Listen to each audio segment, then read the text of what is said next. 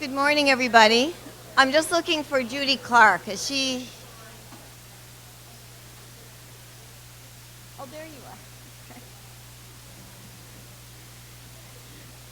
I'd like to introduce you. Good morning. We're going to begin this morning with the Aboriginal opening, as has been our custom with the Atlantic Summer Institute. And I want to introduce you to the Aboriginal elder who will be conducting the opening and giving us the morning prayer. Judy is a Mi'kmaq woman from Epkwik and member of Abbotsford First Nation. She's extremely active in her community and committed to Aboriginal and women's issues within PEI and Canada in general. She's president of the Aboriginal Women's Association of PEI, sits as a board of director on the Native Women's Association of Canada, and is the PEI representative for the RCMP Commissioner's National Aboriginal Advisory Committee. She's been a volunteer with Girl Guides of Canada for 30 years and is currently a Mi'kmaq Circle Keeper with PEI's Aboriginal Justice Program. In recognition of her work, Judy was recently presented with the Queen Elizabeth II Diamond Jubilee Medal. In May 2014, she was appointed on the Premier's Action Committee on Family Violence Prevention as a representative of the Aboriginal Women's Association of PEI.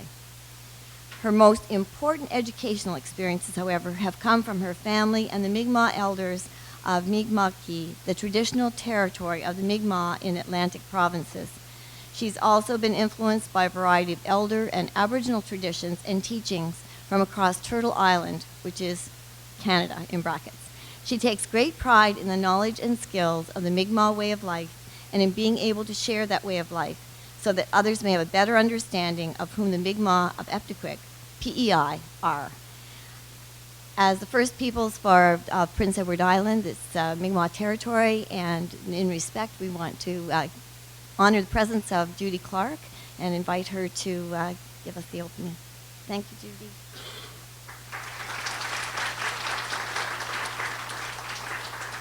And in tradition, give her tobacco. Thank you. Kwe, Jila, Jilida, Lodet Ebiquit. Nina Dalawisi Sudik, Akaktugo Sisa Baby. Welcome to our province of Prince Edward Island, which the Aboriginal Mi'kmaq here call Ebiquit, which means lying in the waves. I noticed in your package that it said, who's your father? Well, in Mi'kmaq country, we ask, who's your family? So from the Nova Scotia side, I'm from the Jadis and the Maloney side, which is from the Indian Brook area and up through Windsor. That's where my family was from. To the Ebiquit side, my mom was a Peters and a Thomas from both my grandmothers. And it's important for us, it's who your grandmother is the most important. Because we as women are givers of life, and we carry our children in our womb. We're surrounded by the water, which is something that the Aboriginal women, that's why it's sacred to us to protect our water, our environment. And it's also a time when we carry our children, the first beat they hear is the heartbeat. And that's why the drums, the beating of the drums are so important to us. Our children hear that from conception on. So when we go to our gatherings, especially powwows or anything with the music, it draws our youth and our children. And it can calm them down because of that heartbeat, because that's the first beat that they hear, that they're connected to their mother. I would just like to share this. I know it's really warm, and this is the first time, I guess, in PEI that we've had such a lots of heat and the sun. But we also need the sun. It's one of our elements that we need. It helps us to nourish our Mother Earth, and with the water and the other elements, it's very important to us. I want to read this to you. The value of time. To realize the value of 1 year, ask a student who has failed a final exam. To realize the value of 1 month, ask a mother who has given birth to a premature baby. To realize the value of 1 week, ask an editor of a weekly newspaper. To realize the value of 1 hour, ask the lover who are waiting to meet. To realize the value of 1 minute, ask the person who has missed a train, bus, or plane. To realize the value of 1 second, ask a person who has survived an accident. To realize the value of a milestone, ask the person who has won a silver medal in the Olympics. Time is very important to us, and we as Mi'kmaq, in our traditional values, we ask the Creator every day. Tobacco was given to me here, and what I do with this tobacco is I offer the prayers for everyone's here, that you've come here to gain knowledge and to share your knowledge, because you work within our communities, and we really appreciate that for your knowledge and your caring and your support. Because as a community, it takes a community to raise a child. And with that, we also value our Mother Earth. And I would like to say this prayer in the 4 directions. We thank you, Creator, for the Father Sky and for all our relatives and ancestors who have passed into the spirit world. We give thanks to the Grandmother Earth, who has provided us all with nourishment to survive this world. And every day we also thank Creator for our families who are suffering. And today we have one of our family members who will not be here today because one of her family members has passed away. And with that, in our communities, as a community, we support each other. It's a time that we need support, so she will not be here. And also, even this morning, I had a number of different messages from my families and friends within our community of all the children who are suffering today, and to our communities and our members, whether it's mentally, physically, emotionally, and spiritually. So we look to the east, and we ask the Great Spirit of the Light, come to me from the east with the power of the rising sun. Let there be light in my words. Let there be light in the path that I walk. Let me remember always that you have the gift of a new day. And today and each day when we wake up, we thank Creator for giving us this day, because we are here to share it. To the south, we ask this great Spirit of creation, send me the warmth and soothing winds from the south. And that's what we're getting today. Comfort me and caress me when I am tired and cold. Unfold like the gentle breezes that unfolds the leaves of the tree. To the west, great life giver, I face the west to the direction of the sun that goes down. Let me remember every day of the moment will come when my sun will come down. Give me the great sky of the setting, so that when it comes time to meet you, I will come in glory. And that is one of our challenges that we face every day as an individual, is that this could be our last day. We do not know that. So live it as if it is your last day, and treasure each moment that you share with your family and your friends and your colleagues and the people that surround you. To the north, the great Spirit of love, come to me with the power of the north. Make me strong and courageous when the cold winds fall upon us. Give us strength and endure that everything that is strong and harsh. Let me move through our life, ready to take what comes from the north. So, great Spirit, whose voice I hear in the wind, hear me, for I am young, small, and weak. I need your strength and your wisdom. I seek strength, O great Spirit, not to be superior to my brothers and sisters, but to conquer my greatest enemy, myself. I seek wisdom, the lessons you have hidden in every leaf and rock, so that I may learn to carry this message of life and hope to my people. My hands respect the many beautiful things that you have made. May my ears be sharp to hear your voice. May I always walk in the beauty and let your eyes ever behold the red and golden purple sunset. So when my life fades like the fading sun, my spirit will come to you without shame. And that is our challenge that we live every day, how to be humble and respect Mother Earth. And today, and for the next couple of days, I pray for you that you enjoy your colleagues here and everybody that has the wisdom to share, because that is part of us as being humans. We share, and your wisdom is what we take with us. Nogma, Walalio.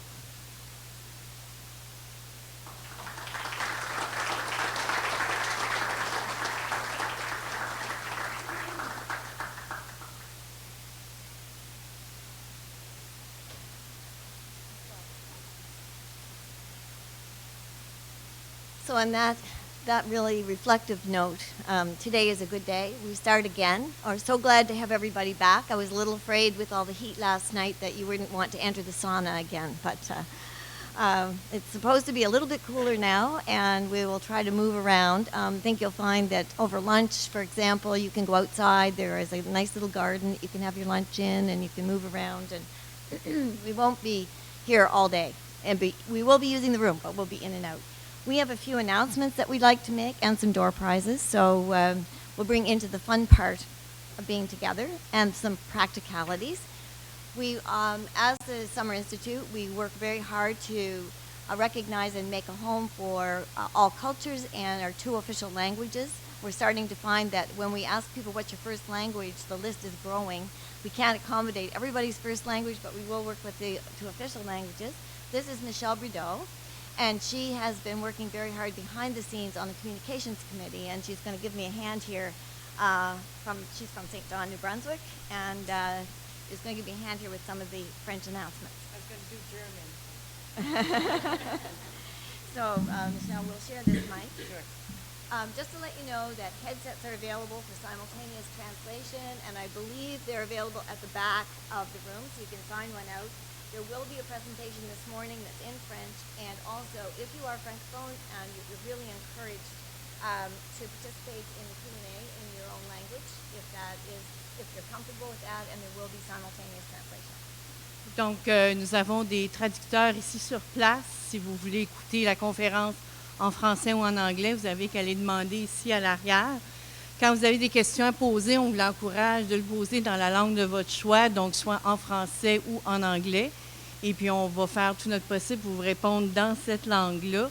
Si vous avez des questions, si vous désirez des matériaux en français, vous avez que vous adresser à moi ou quelqu'un du colloque, et puis on va s'arranger pour les envoyer par courriel. And we want to apologize for the total program not being available in French as of yesterday, and we're still compiling it. Everything was a little slower coming back from the translators. However, we do have this morning's panel information in French at the desk if you'd like to have it, and handouts for that session. Donc, certains des matériaux sont un peu en retard revenant du traducteur, mais les matériaux pour la conférence de ce matin, on les a, et puis les autres, on les attend au courant de la journée. Fait que ça va nous faire plaisir de vous les remettre, puis on s'excuse pour le retard.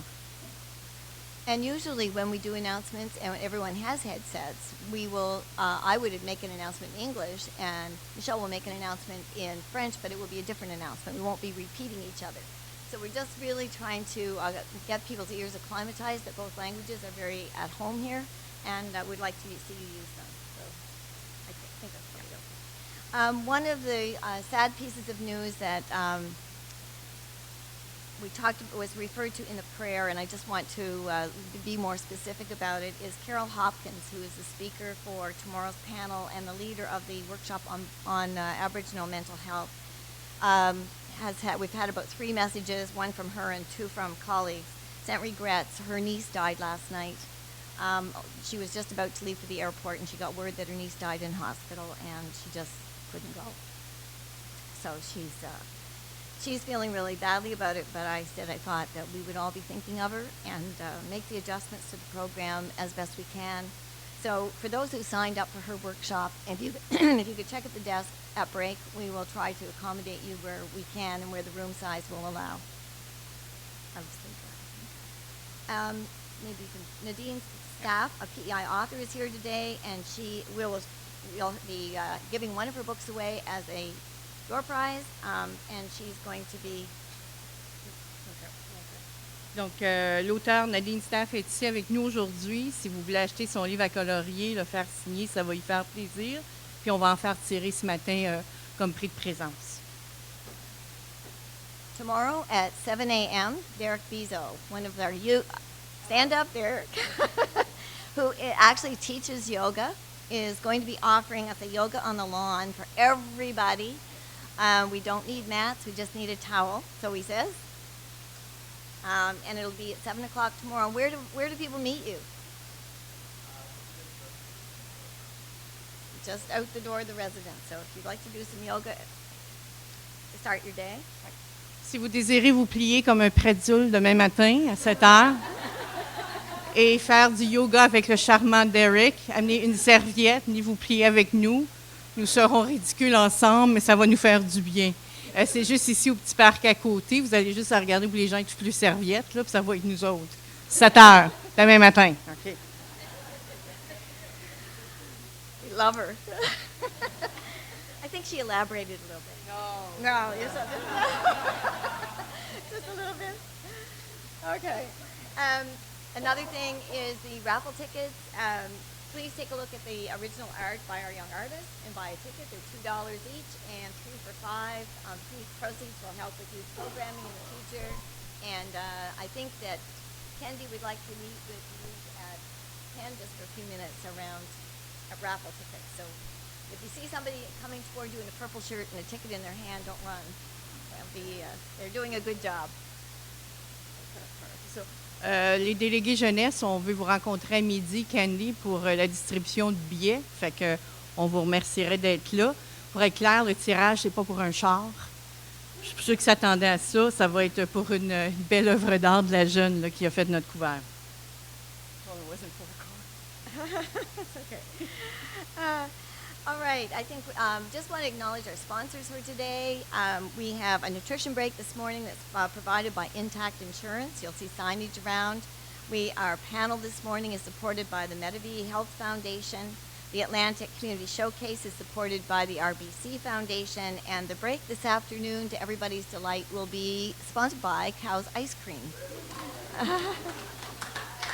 So there'll be, the Cow's Ice Cream will be available in the cafeteria, and that's where the showcase presenters will do their pitch for their showcase, and then we'll all move around here to see what they have to offer. So I think that one's okay. So we move to door prizes. The fun stuff. We have door prizes from Indigo and Wear Your Label. And we are asking, Wear Your Label, by the way, is the company that was started by 2 youth in Fredericton, and they're just going. They're so busy they couldn't come here, but we do have the shirts for the youth leadership program, and you probably saw them last night. There's one right there. You want to stand up and show it off? So they also send along some bracelets that they make with themes around mental health. So we ask the audience here to choose a number from 1 to 200, and we'll match that number to our registration list, and then you can. Fait que vous choisissez un numéro de 1 à 200 et puis nous, on va faire le match ici avec nos listes. Et puis si vous avez bien deviné, vous avez un prix. Si vous n'avez pas bien deviné, bien, vous n'aurez pas grand-chose tout de suite. On se reprendra. So, number 136 is. I'll do that. Okay, you do that. Okay. She's looking at 136, and everybody can just come out for a minute and get right. Christian Whalen, numéro 136. Okay, well, He maybe was what here. we can do is get them that break so that you don't have to climb over everybody. So, Christian, there is, how do you feel about this today? Feel inspired, clean book. In fact, the author of this book and many others is for adult coloring, which is less attention and everything. Is here, so that's one. And a parenting book from the inside out. So those are the book prizes that to choose from, and we also have some bracelets time for one. That's, one is Christian. Yep. Okay. Next number. 29.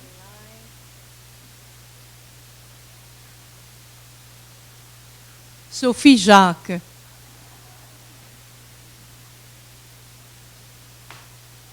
number. That would be the second person registered, by the way. Carolee McDaniel. Okay, and then we have two more. Another number? 35. Jamie Griffin. Okay. And one more number. 199. Good one. Sarah Galland. Sarah Galland. Is she here? Ah. Oh, there you are. Okay.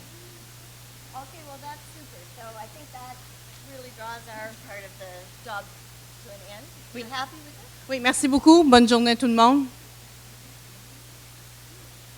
Thank you.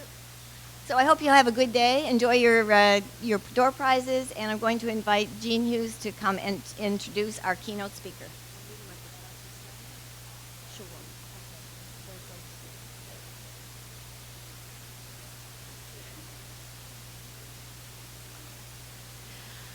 Good morning, everyone. And the nurse in me tells me that I just have to remind everybody, please drink lots of water. I think we need to keep hydrated. So we're starting today.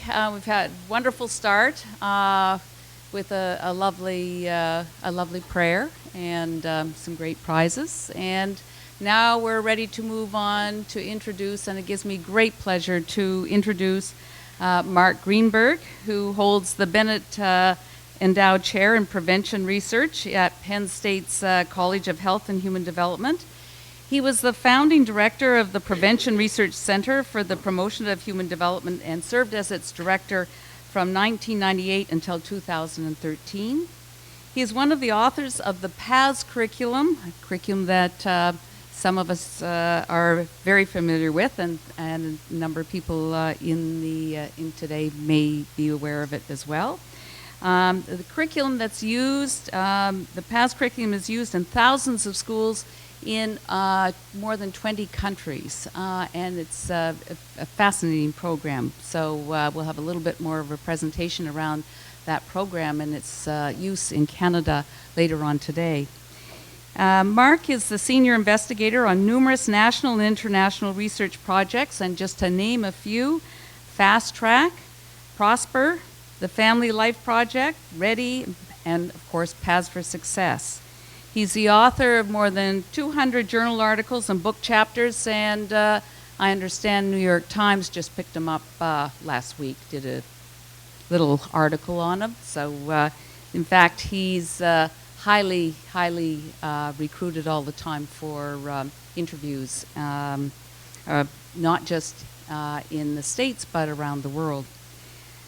He is, he's received numerous awards, and I won't go over them all because he's received quite a few, but maybe one of the ones that I find is very interesting, the Society for Child Development Distinguished Contributions to Public Policy for Children Award in 2009, which is one of, I think for public policy, it's one of the issues that we're all wrestling with, is how to make sure that our policy reflects the kinds of issues that are going on in our world today, and how to ensure that our policy is relevant and meaningful for our children and our youth. He's also been invited to present to the Dalai Lama. I mean, really, not many of us have had that invitation. That's kind of nice. And that was in Vancouver in, I think, 2006 when the Dalai Lama was in Canada. So pretty neat, pretty neat.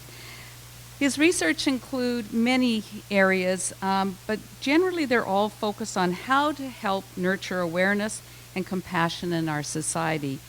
And it's really nice, and I think it's heart-moving. And as you hear Mark today, I think that you're going to understand he really is interested in how to nurture that compassion in our society. Not too many people, and certainly researchers, focus on that, and it's a tremendous need that we have in the research area and in society at large, how to nurture compassion. So more specifically, he focuses on things like promoting healthy social and emotional development through school-based prevention, ways to intervene in the developmental processes in risk and non-risk populations with a specific emphasis on aggression, violence, and externalizing disorders, the study of community partnerships and the diffusion of evidence-based programs, how to get the programs out. It's one thing to test them, but how to scale them up and get them out in our community. The study of contemplative practices and mindfulness interventions, and I'm sure that we all understand that the Dalai Lama and Mark would have a lot in common around that. So bringing mindfulness in and into our work, and Mark does a lot of mindfulness around teachers, but also around children, which I think is really important. And the interface of neuroscience, molecular genetics, and prevention. So he's got a wide range of research interests. I first met Mark I think it's about 8 years ago, it's quite a while ago, when one of the programs that he co-developed, the PAS program, was being introduced in Atlantic Canada in the South Shore Regional School Board of Nova Scotia. Since then, he's continued to provide invaluable consultation to the SEEK project, and the SEEK project is presenting this afternoon if you want to know more about what we're doing, and looking at how to roll out the PAS program, and we've been rolling it out in 5 sites across 3 provinces in Canada. And while he is from away, assume we all know what that means, I'm always amazed at his level of understanding of Canada. He really, truly understands how, despite our close proximity to the United States, our systems are different. And he does understand that, and he makes a point of every time I talk to him, he notes something that's going on in Canada that I think not everybody would know that, and he asks about it, and how's that rolling out in Canada? What effect does it have in Canada? He listens carefully and he asks questions to better understand. In fact, he actually uses what he preaches, social emotional learning. Since our first meeting, I have met with numerous other groups who have implemented PAS in multiple sites throughout the world. What becomes so very clear is Mark's interest in how to ensure that a program is working within each particular context, culture, and community. He doesn't assume that a program works exactly the same way everywhere. His ongoing attention is particularly interesting in how to build collaborative partnerships with key stakeholders in every site. He doesn't assume that a program will look the same in every site. He does assume that it all needs cultural adaptation. So he really pays attention and asks lots of questions. Sometimes he asks questions that you really have to stop and think, I haven't really thought about that. How did you think about that? So when I think about Mark, I think about he's everybody's person. He's warm, he's caring. He's truly a man for all seasons. It's really a pleasure and an honor to know him. So I'd like to introduce him, without further ado, Mark Greenberg.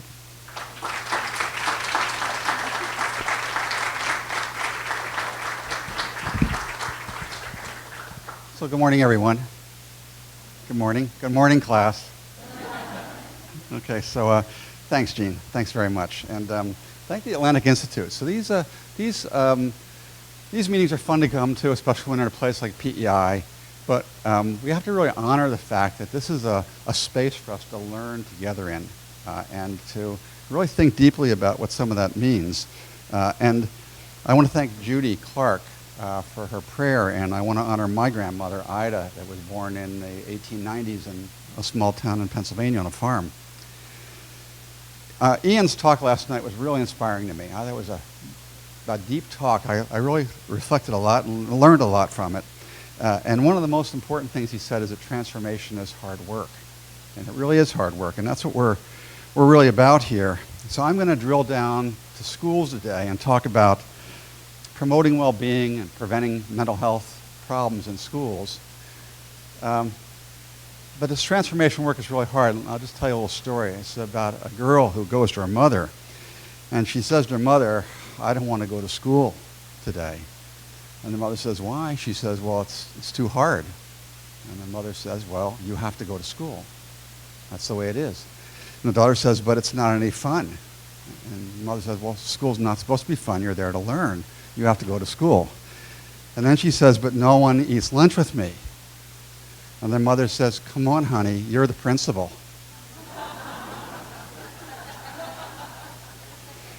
And that's the issue in a way, is that being a leader in a school is a really difficult job. And not only at the school level, but when you get to the board level, you get to the district level, you get to the department level, how to transform things, how to really make lasting change is a really difficult problem. If we knew how to solve it, we wouldn't be here talking about it. So we're all learning as we go.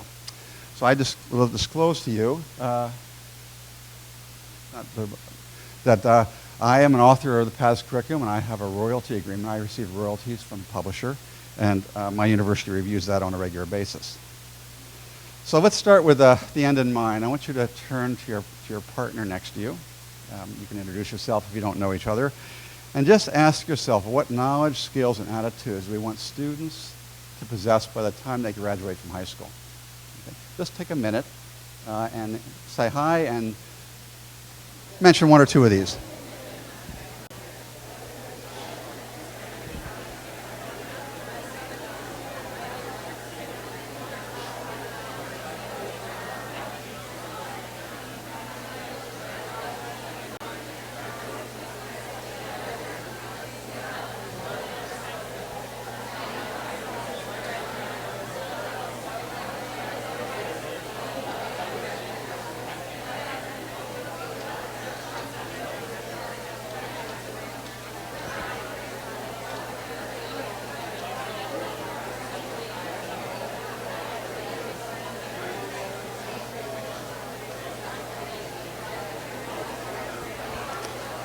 Okay, well, in the interest of time,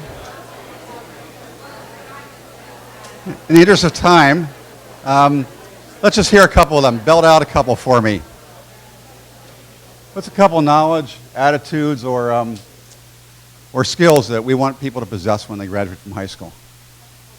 Flexible thinking, life skills, time management, lifelong learners, collaboration, competence, great. I'll add being a voting citizen in a democracy. I think it's a really important skill for us to have, right?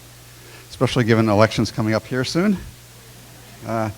So I'm interested in what it takes to create a caring school. And I think as many of us are here are parents, when my kids were in school, the most important thing I was looking for was my child's school, my kids' schools, caring schools, and I would have to say for the most part they really weren't. So what makes us caring school? I think there's a number of things that I would point to. One is that both children and adults need to have good emotion regulation skills, right? And there's a lot behind the idea of good emotion regulation skills, and I'll come back to it. When kids have good emotion regulation skills, they don't end up in the principal's office, okay? It's not a matter of how well they learn, it's a matter of how well they can regulate themselves. And it's the same with adults. When adults can regulate their emotions well, the staff relations are much better. And teachers and adults need to create healthy norms for a safe environment for kids, places where children can feel connected and also take risks, and where adults, teachers, can also take risks. Schools need to adopt practices that create what I'd call shared communities of learning, where people actually think that they're working together, right? There really is a sense of a family or a team that's really working together on behalf of children. And I don't see that in many schools that I visit, very few. And this can include things like high-quality social emotional learning skills I'm going to talk about this morning.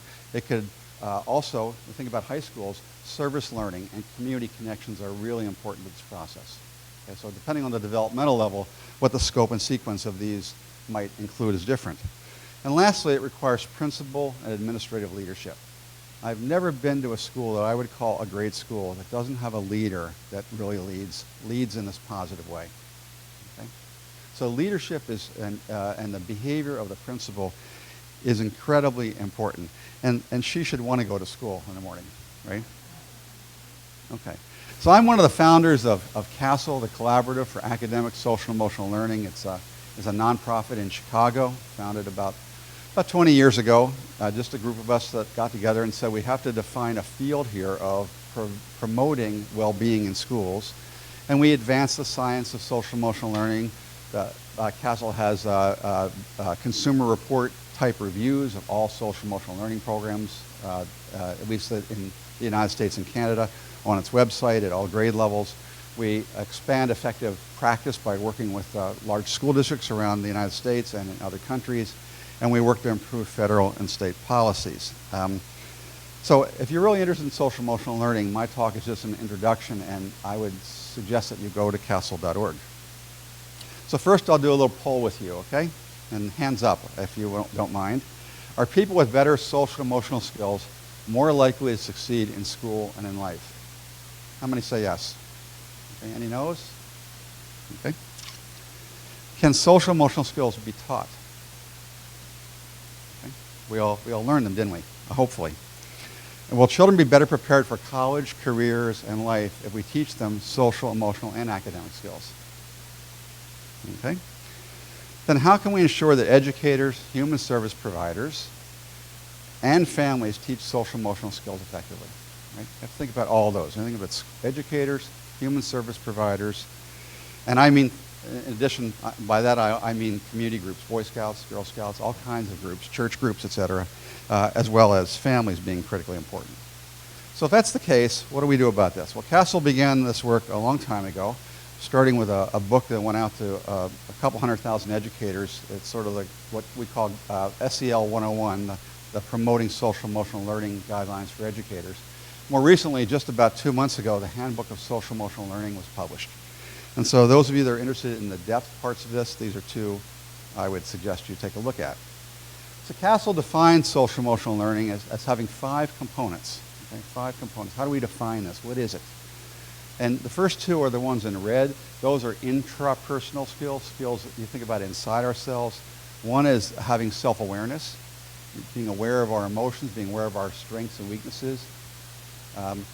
Second is self-management, our ability to regulate our behavior, especially when we're under stress. Those 2, I think, have important and powerful components of what Ian talked about as resilience last night. Okay? But there are also social or interpersonal aspects of social emotional learning. There's awareness of others, social awareness in the blue, and that includes the ability to have empathy, take other people's points of view, to be compassionate. And then there's relationship skills. This is the part we often fall down on in our own relationships. No one's, as they say, we're all craziest in our closest relationships. So if we could interview the spouses of the people in this room, we might find a different perspective on each of us, right? And relationships are difficult. It's difficult to negotiate, persuade, and most importantly, it's difficult to listen. Listening is a very difficult task for most of us. We already know what we want to have happen, and listening to the other person's point of view is often very difficult. But these skills are also cognitive skills, and they are wrapped around this green skill of cognitive decision-making or responsible decision-making. And that has an ethics component to it, because there's a need for an ethics model that drives all this, or we could use all these skills for ill rather than for good.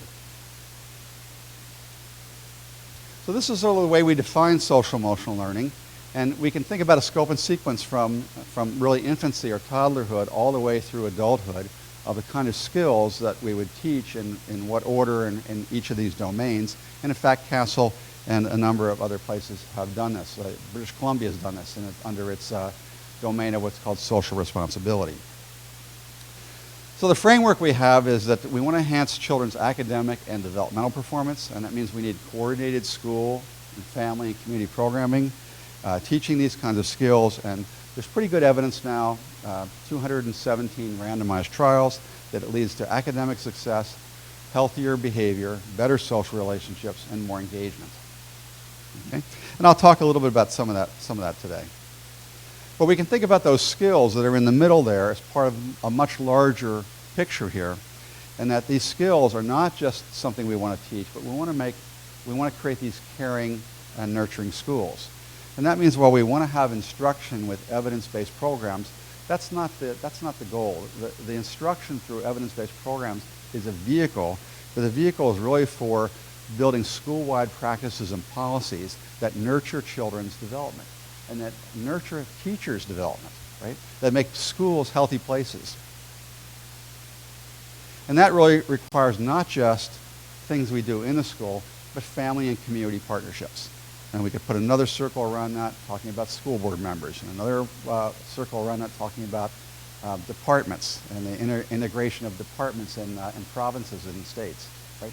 There's all kinds of levels at which we can think about this. We can think about it at the really large macro level of what's our philosophy of life.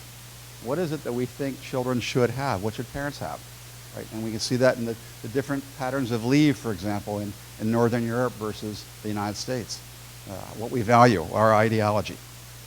So while we have these skills we want to teach kids, these are all patterned by these larger domains of influence. So SEL improves academic outcomes. It improves kids' attitudes, their motivation and commitment to school. And these are all the result of randomized trials. You can look in the Handbook of Social Emotional Competence. Improves their behaviors, and it improves their performance. There's a meta-analysis. Actually, it's not submitted for publication. It's published in 2004. Sorry, it's an old slide. And what it showed is in a meta-analysis of 217 studies of social emotional learning at different grade levels, that it improved children's social skills by 23 points. This is percentile points. Think about the average child's at a 50th percentile, so up to 73rd percentile, by having a good quality social emotional learning program. They improve their attitudes towards their self and others, their pro-social behavior, but most importantly, from a policy standpoint, their standardized math and reading achievement scores. So the average child in a school that has a quality evidence-based social emotional learning program, on average, will be 11 percentile points higher than a school that doesn't have it. Okay? So what does that say about our attitudes about learning and about the test scores? Test scores aren't a bad thing. I'm not totally against them, although I might, in the United States, have my children opt out of these tests because there's so many of them, and you're probably getting more and more of this. The tests are important, but they're a very poor marker of our society, aren't they?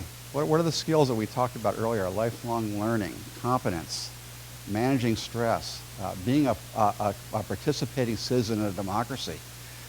Well, we need to read the ballot, but we need to know a lot more about life and how we want our lives to be lived than just what's in a test score. At the same time, by promoting social emotional learning, we improve these test scores. So how do we do that? What's a thought about how we might be doing that? Why would teaching children about themselves improve their academic, their math and reading scores? No difference in the math and reading instruction. They might believe in themselves. They might have more of a commitment or motivation, right? Provide an opportunity to think critically, right? So it's broader critical thinking skills. And in fact, is Sophie Jacques in the room? Hi, Sophie. So Sophie studies executive function as well as I do, and in 3 different trials we've shown that there's some improvements in executive function, these underlying master skills, working memory, and inhibitory control. I think a lot of it has to do with the kids' emotions, that when kids are taking tests, as well as much of the time they're in school, they have a lot of anxiety and inattention. And what social emotional skills can do is help children to manage their anxiety and inattention so they actually pay more attention when they're actually taking tests, which isn't a bad thing to happen. And it also, of course, improves their negative behaviors, their psychopathology, if you will. So what we're really interested in is not just a curriculum in a classroom. Curriculums are essential components. That's what the randomized trials show the effects are. But we really want to have systematic school-wide social emotional learning, or what I call caring school. And that means schools establishing a shared vision, getting a sense of what their resources and their needs are, having high-quality embedded professional learning. We always say that the first workshop should never be the last workshop. That is, people learn slowly over time, and by learning something, trying it out, there's the cycles of innovation, teachers enjoy and improve more. Implementing evidence-based programs, integrating beyond the school, involving parents and community, and using data for continuous improvement. This is what a systematic school-wide model would look like. Does anybody know a school that's like that? There aren't many. Okay? So see where we need to go. See the problem is right now. We're not using data for continuous improvement. We're often not thinking about what the shared vision is, the big picture. We might be sort of using a curriculum of some kind, but what's the reason we're using the curriculum, and how are we knowing if it actually makes a difference for us? That's the bigger picture that we need to be interested in. So there's an economic value of SEL. There's a recent meta-analysis of the benefit cost showing by Clyde Belfield and Hank Levin at Columbia University, showing about an $11 savings to every $1 spent. And most of these economic analyses are done by an institute in Washington State, and they've just done an analysis of paths in the United States showing about a $15 savings to every $1 that's spent. So there's a lot of arguments here from a policy standpoint, right? Cost-benefit savings, improvements in academic development, and changes in behavior, right? So what's the problem here, right? Why don't we have more of this? Well, Winston Churchill once said that there's only two things you don't want to see made. One is sausage, and the other is policy, right? Policy making is really complicated, really complicated. And evidence is only a very small component in how policy is made, as we know. So I'm going to talk now about one of these curriculums because I know it so well. 36 years ago, when I was 9 years of age, I started Paths. It's a model. It's not there are other good curriculums, so don't get me wrong. I'm not trying to pervade one. I'm just going to give you an example of what one is, how it works. So Paths is a school-based model. It's taught by teachers. It's really important that teachers are teaching this, not counselors. When we started this 30 years ago, first of all, people said two things. One is that there's no time for teachers to do this in the classroom, and it'll take away from academic time and achievement. Well, of course, the data shows exactly the opposite now. Okay? Second thing is teachers aren't trained. This is the job of counselors, okay? Because they were treating it like it was some kind of therapy or something, okay? And we know that when counselors do this work, as a supplement, it's good, but it won't have near the effect of a teacher doing it every day, all day long with kids, right? And when a counselor comes in and does this in the classroom and a teacher does something else, there's no generalization or maintenance, no reinforcement of these skills by the children. We don't see much effect of it. So we think this is a job for teachers. There are versions at different ages, and it's used in lots of places and lots of languages. So what's important is that these programs are independently replicated. Right? That not just someone like myself who developed a program shows that it works, but there are independent replications. And there are a lot for Paths because it's an old program, 30, 35, 36 years now. So there are randomized trials. 7 of them are independently done, and they're in different countries. So they're done in Germany and the Netherlands and Canada and Switzerland, Pakistan, Turkey, right? And there are more underway. So I'll just give you a little feel for it. So what's Paths about? I think if I put it in one word, one set of words, it would be living the golden rule. Okay? The golden rule, I think, is the fundamental belief system that pretty much we probably all agree on. That is treating others the way you want to be treated, and it's pretty much shows up in almost every culture, every language that we know of in the human condition. Okay, it's not a religious concept. All the religions adopt it. It's really a naturalistic concept. We see it everywhere. Right? It's fundamental. Okay? But the question is, how do you follow the golden rule? It's easy to say the golden rule. As we all know, in our own lives, it's really hard to follow that. We often don't treat others the way we want to be treated, right? Because we're angry or resentful or we're jealous or all kinds of reasons, emotions and thoughts. So there's a lot of skills to be taught to really have us all come to that point. And it's a great saying by Oscar Wilde. Oscar Wilde once said, "Only the naive know themselves." And what he meant by that is that our own social emotional development is a lifelong process. Until our last day, we'll still be struggling with how to live our lives in the way we think they should be lived. So with both kids and adults, there are a number of skills that we can teach that really get us towards this. One is the awareness of emotional states. That is just being aware of how you feel how other people feel, is important. And the second part of that is putting feelings into words, which any kindergarten teacher will tell you. Use your words. There's a great wisdom in that. In fact, there's good neuroscience wisdom in that, because there's very good data showing that when people attach words to emotions, the regulation of their brain changes immediately in microseconds. Okay, so very good work done in Los Angeles by Matthew Lieberman. The ability to calm oneself down when we're upset usually will keep us out of trouble, right? A lot of trouble that we get into. Planning ahead and thinking about our effects on others is really important. And in a broader sense, developing greater empathy and compassion. So that's what the PATHS curriculum is trying to do. Okay? The components are skill building for students, but also for teachers, because most teachers have not gotten. How many of you had a course on social emotional learning in your pre-service, in your bachelor's degree? See the situation we're in from a policy standpoint? In fact, only in British Columbia, as far as I know, at UBC, is the only place in Canada that teachers are even offered a course in social and emotional development as part of their teaching degree. Okay? So you see the dilemma we're in. We know what the effects are, but the policies are not in place to get us where we want to be. Okay? So generalization is really important. Lots of opportunities for children to use skills during the day. Technical support for teachers so they get better at this. It's awkward at the beginning.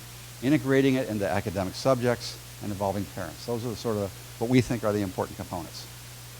So what's necessary to do this well? Last night, Ian talked about implementation quality and implementation science. We've done a lot of work on this. I'm not going to bore you with the data today, but there's lots of publications. We know at least we know initial training workshop. We like to do one day, have teachers go out and try things and innovate, come back for a second day. Teachers having a coach. Ian talked about coaching last night, how it speeds up quality of innovation. We have the prevention coordinators that meet with teachers, the coaches.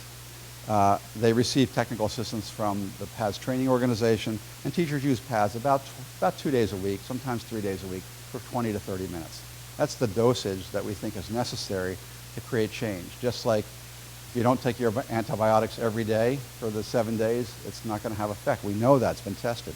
Same way we know that if teachers do this every other week or once a week casually, it's not going to have much influence. Might as well not do it at all. Okay? I'd suggest doing something different. Okay? Take the kids to the park. Okay. So, so there's a lot of processes we have that are developmental in teaching PATHS. So we have our famous turtle, and the turtle has a name for the preschool kids, Twiggle. And Twiggle is a model, if you will, of learning to calm down, being able to go inside your shell and calm down when you're upset in order to use your thinking skills.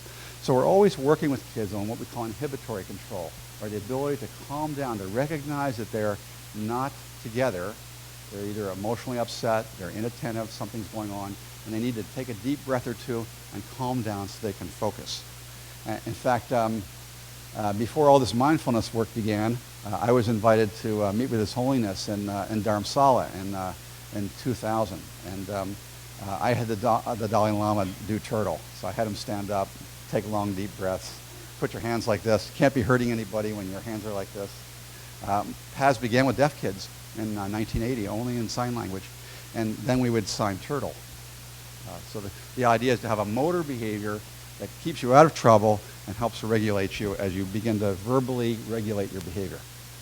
As kids get a little bit older, as kids are learning turtle, they're learning the 3 steps for calming down. Visual posters are really important. And those 3 steps for calming down, the red light, then becomes the red light of the control signals poster the next year.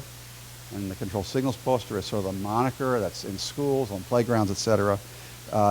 In Mi'kmaq, it was adapted for the Mi'kmaq population here. There they made that control signals poster, rather than a red light, they made it a circle. Cultural adaptation. Okay. Feeling faces are very important. We give kids concrete ways they can recognize and talk about their feelings. Slowly, across a year, they get a set of faces that could be on their desk. Some of them have them on lanyards, some of them have them in their cubbies, with blue faces being for uncomfortable feelings and yellow faces for comfortable feelings. We don't talk about them as good or bad, right? Because all feelings are just natural. They're what we have. Okay? There's a lot more components to PATHS. There's a lot on character and links to social studies, language arts, writing, journaling, etc. But I'll just tell you a little bit about studies. Some are quite large. We have studies that are over 6,000 children being studied at one time. Others are quite small. They've been done on typically developing children, children with learning disabilities, behavior disorders, deaf and hard of hearing. PAS has been used both in whole classrooms and in specialized contexts in Los Angeles and in London and in Belfast in Northern Ireland. It's also used as, in addition, both in the classroom and as a pull-out program for kids that have special extra needs. So I'll just answer a couple of questions. Can we actually promote greater social emotional competence? And you already answered that in my poll, but the answer is yes. We can see improvements, for example, in grade 3 and teachers' ratings of how much tolerance kids have for frustration, like how they can manage their behavior, and in improvements in what we call peer-rated sociality. So we would interview in the study 5,000 children about all of the other children in the classroom. We would get an average for each classroom of how pro-social children thought their friends were, how nice they were. And we would then compare schools that are randomized to get the PAS curriculum and those that are not. And we see significant differences with higher peer pro-sociality in those schools that used it. But we can see this in preschool children. We can see improvements in teachers' ratings of social emotional competence in 4-year-olds, and also an improvement in parent ratings of even though everything is happening at the school. So here's an example of, this is in Head Start low-income kids in the United States. You can see an improvement in the intervention kids in their social emotional competence across the year. Can we reduce problem behaviors? This is what funds PAS usually, something in the mental health realm. And we can see improvements in teachers' ratings of externalizing aggressive behaviors, disruptive behaviors. Seen that in lots of studies in different countries. We can see improvements in ratings of aggression and hyperactivity. We see that not in the United States, but we see it in Zurich, Switzerland. We see it in Ankara in Turkey. And children reporting lower rates of their own depressive symptoms, how sad they are. In fact, sadness or depressive symptoms are much easier to change than aggression because children don't get a reputation for being sad, but they get a reputation for being aggressive, and they have to earn a new reputation, as I might say. So here's a measure. It's the classic Achenbach measure, a terrible measure we don't use anymore because teachers hate it. It's too long. But you can see that this was pre-test, post-test, a year later, and 2 years later. So 2-year follow-up. This is second and third graders that become fourth and fifth graders. And this is a measure of teachers' ratings of behavior problems on the average in their classroom. And this is one of the important issues about prevention, is that there's no significant effect till 2 years out. Okay? But 2 years out, there's a really important effect. Okay? It's a serious and important reduction in behavior problems. Okay?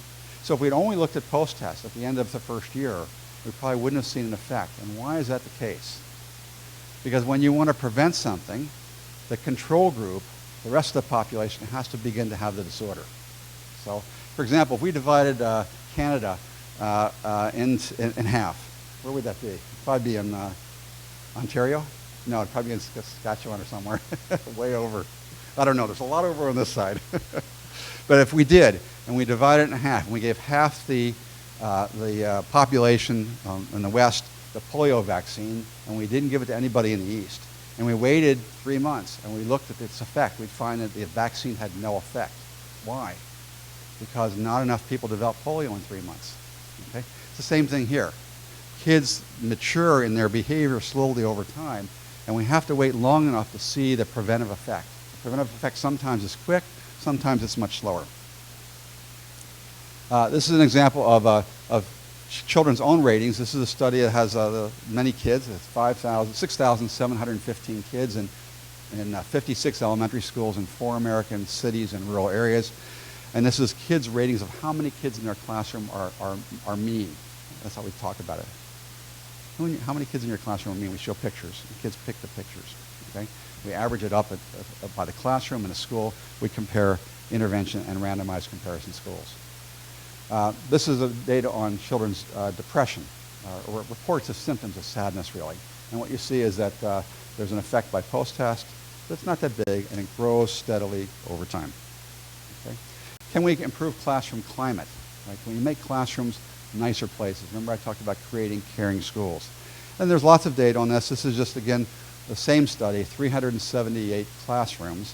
And we had observers who are blind to condition go in and observe in these 378 classrooms. This is a very expensive study. by the U.S. government. And what we see is that there's an improvement in the classroom atmosphere. So there are lots of new research findings that are not done by me, but by other people in Canada, Europe, and other places. This is a new study just published in Northern Ireland. It was in disadvantaged neighborhoods outside of Belfast, the towns of Craigavon and Lurgan, in which there's still a lot of post-war conflict going on. It was a randomized trial, 12 schools, all grade levels from preschool to grade 6. And you can see how many kids it had in. And the researchers were at Queen's University and York University in Ireland and England, did the study, and they measured teacher ratings on the strength and difficulties questionnaire, and children were interviewed for their problem solving. P1, P2 is like 5, 6, and 7-year-olds. And what they showed is that students had greater empathy, cooperation, and caring. That's the effect size, 0.37. Greater active helping of others, and lower negative affect in the schools that had paths. And in student testing, kids understood more. They had better emotional understanding and better problem-solving skills. There's no rating, no difference on aggression in this study with the younger children. But with the older children, that's now like 4th, 5th, 6th graders. They also showed greater empathy and compassion and cooperation, reflectivity and perseverance in their work, lower fighting and aggression, and again, better social understanding and problem-solving skills. So, very different context. Northern Ireland is a very unusual context to work in, I can tell you. And this is an example of volunteering to help others as an item. And what you can see is that the intervention group actually is a tiny bit lower at pretest, and you can see a dramatic change in the teacher ratings of those skills over time. Listening to other people's points of view. There's another example. Qualitative reports. We do a lot of qualitative work in almost all of these studies. In this one, the researchers interviewed the principals, and what the principals emphasized is the decline in the frequency of disciplinary reports to senior managers in the school. That is, fewer kids are showing up in the office. And that's probably the best observational measure you can have, is how many kids are lined up in the morning in the office because they're already in trouble. Pathways to Learning is a randomized trial in Baltimore, inner city Baltimore, very difficult neighborhoods. The neighborhoods of The Wire. Anybody watch The Wire? Those neighborhoods, led by Denny Fishbein, who's at the Research Triangle Institute. And they found just after 1 year in kindergarten significant effects on these kinds of outcomes, aggression, hyperactivity, et cetera. There's a very large study in the United States, and Head Start is an independent study. 20 U.S. Head Start locations were randomized, and there were significant outcomes for teachers. Teachers showed improved instruction in the PATHS Head Start programs compared to the randomized controls run by the government. They were better in emotional modeling, teachers' own emotion regulation, teachers' own social problem solving as they were teaching, and the support they gave to children. And outcomes for children and children's improved understanding and improved social behavior and attention, engagement, and learning. Okay. Study in Turkey just published by colleagues in Turkey at the University of Ege in Izmir. Izmir is a large city in western Turkey, all with young children, and again, showing the same kinds of improvements. A small study, they did first a pilot, showing changes in concentration and attention and aggression and disruptive behavior, teachers' emotional support for children, and a study two, a larger one, showing pretty similar kinds of findings. Jean and others are going to talk about the SEEK study later today in the afternoon, led at Halsey, and this was early findings showing some effects on both math and reading here in Canada. So hear more this afternoon. Okay. So that gives you a sense that PATHS is one example of a social emotional learning program. It's probably the most studied by far. That if we do this work well, we can actually create change. The question is now, how do we do that? How do we think about this? How do we go to scale to create the kind of transformation to make caring schools? So that leads me to the issue of bullying and bullying prevention, okay? Because bullying prevention is sort of, it's the poster child in a way for social emotional learning, and yet it has a lot of dangers in the way it's done, and I want to talk about it because I think it's important to discuss. The bullying research has been really interesting, I think, and it's contributed a lot. It's identified and it's really brought to the public's attention an important form of aggression. Okay? Bullying is a really nasty thing. How many people in this room have been bullied in their lives? Okay? So, I'd say about 90% or so. So we all know what it is. We've all felt it. Many of us have done it, in addition, right? Especially to our sibs, if not our peers, right? Anybody's not bullied a younger sibling in their life? Anybody that's not still doing it? Okay. It's been a lightning rod for policymakers. There is not one politician on the right or the left that will not stand up and say, I want to stop bullying in our schools. Everybody's for it. So from a policy standpoint, remember the sausage that's being made, it's very powerful because everybody wants to stop bullying because everybody has experienced it and it doesn't feel good. It's very easy to support. It also focuses on these really important dynamics in peer relationships, which I can't get into, but there's a whole field of peer relations around this issue. And it focuses on the need to improve schools' norms and schools' climates. That's all really important things. But bullying is a very partial and inadequate response to this kind of issue. Okay? First of all, it's taking the problem. It's a problem focus rather than thinking about what the agenda is for human development. It focuses on the problem rather than the developmental skills we want to teach children. Okay? Telling children to stop bullying has no impact, by the way, and most bullying programs in both Canada and the United States show no effect at all. Okay? There's been a lot of research. It marginalizes this whole field I've been talking about all day today so far, social emotional learning, as something to be done when kids are being mean or bad or cruel, rather than about what kind of schools we want to have or what kind of citizens we want to have in the next generation. If we lower bullying rates, the problem's solved. Okay? But that's not the problem. I said bullying is not the problem. Bullying is a manifestation of a much bigger set of issues. Dave Finkelhorst, sort of the leader in bullying in the world, says bullying is only one form of aggression. We need a much bigger frame, much bigger frame. Okay?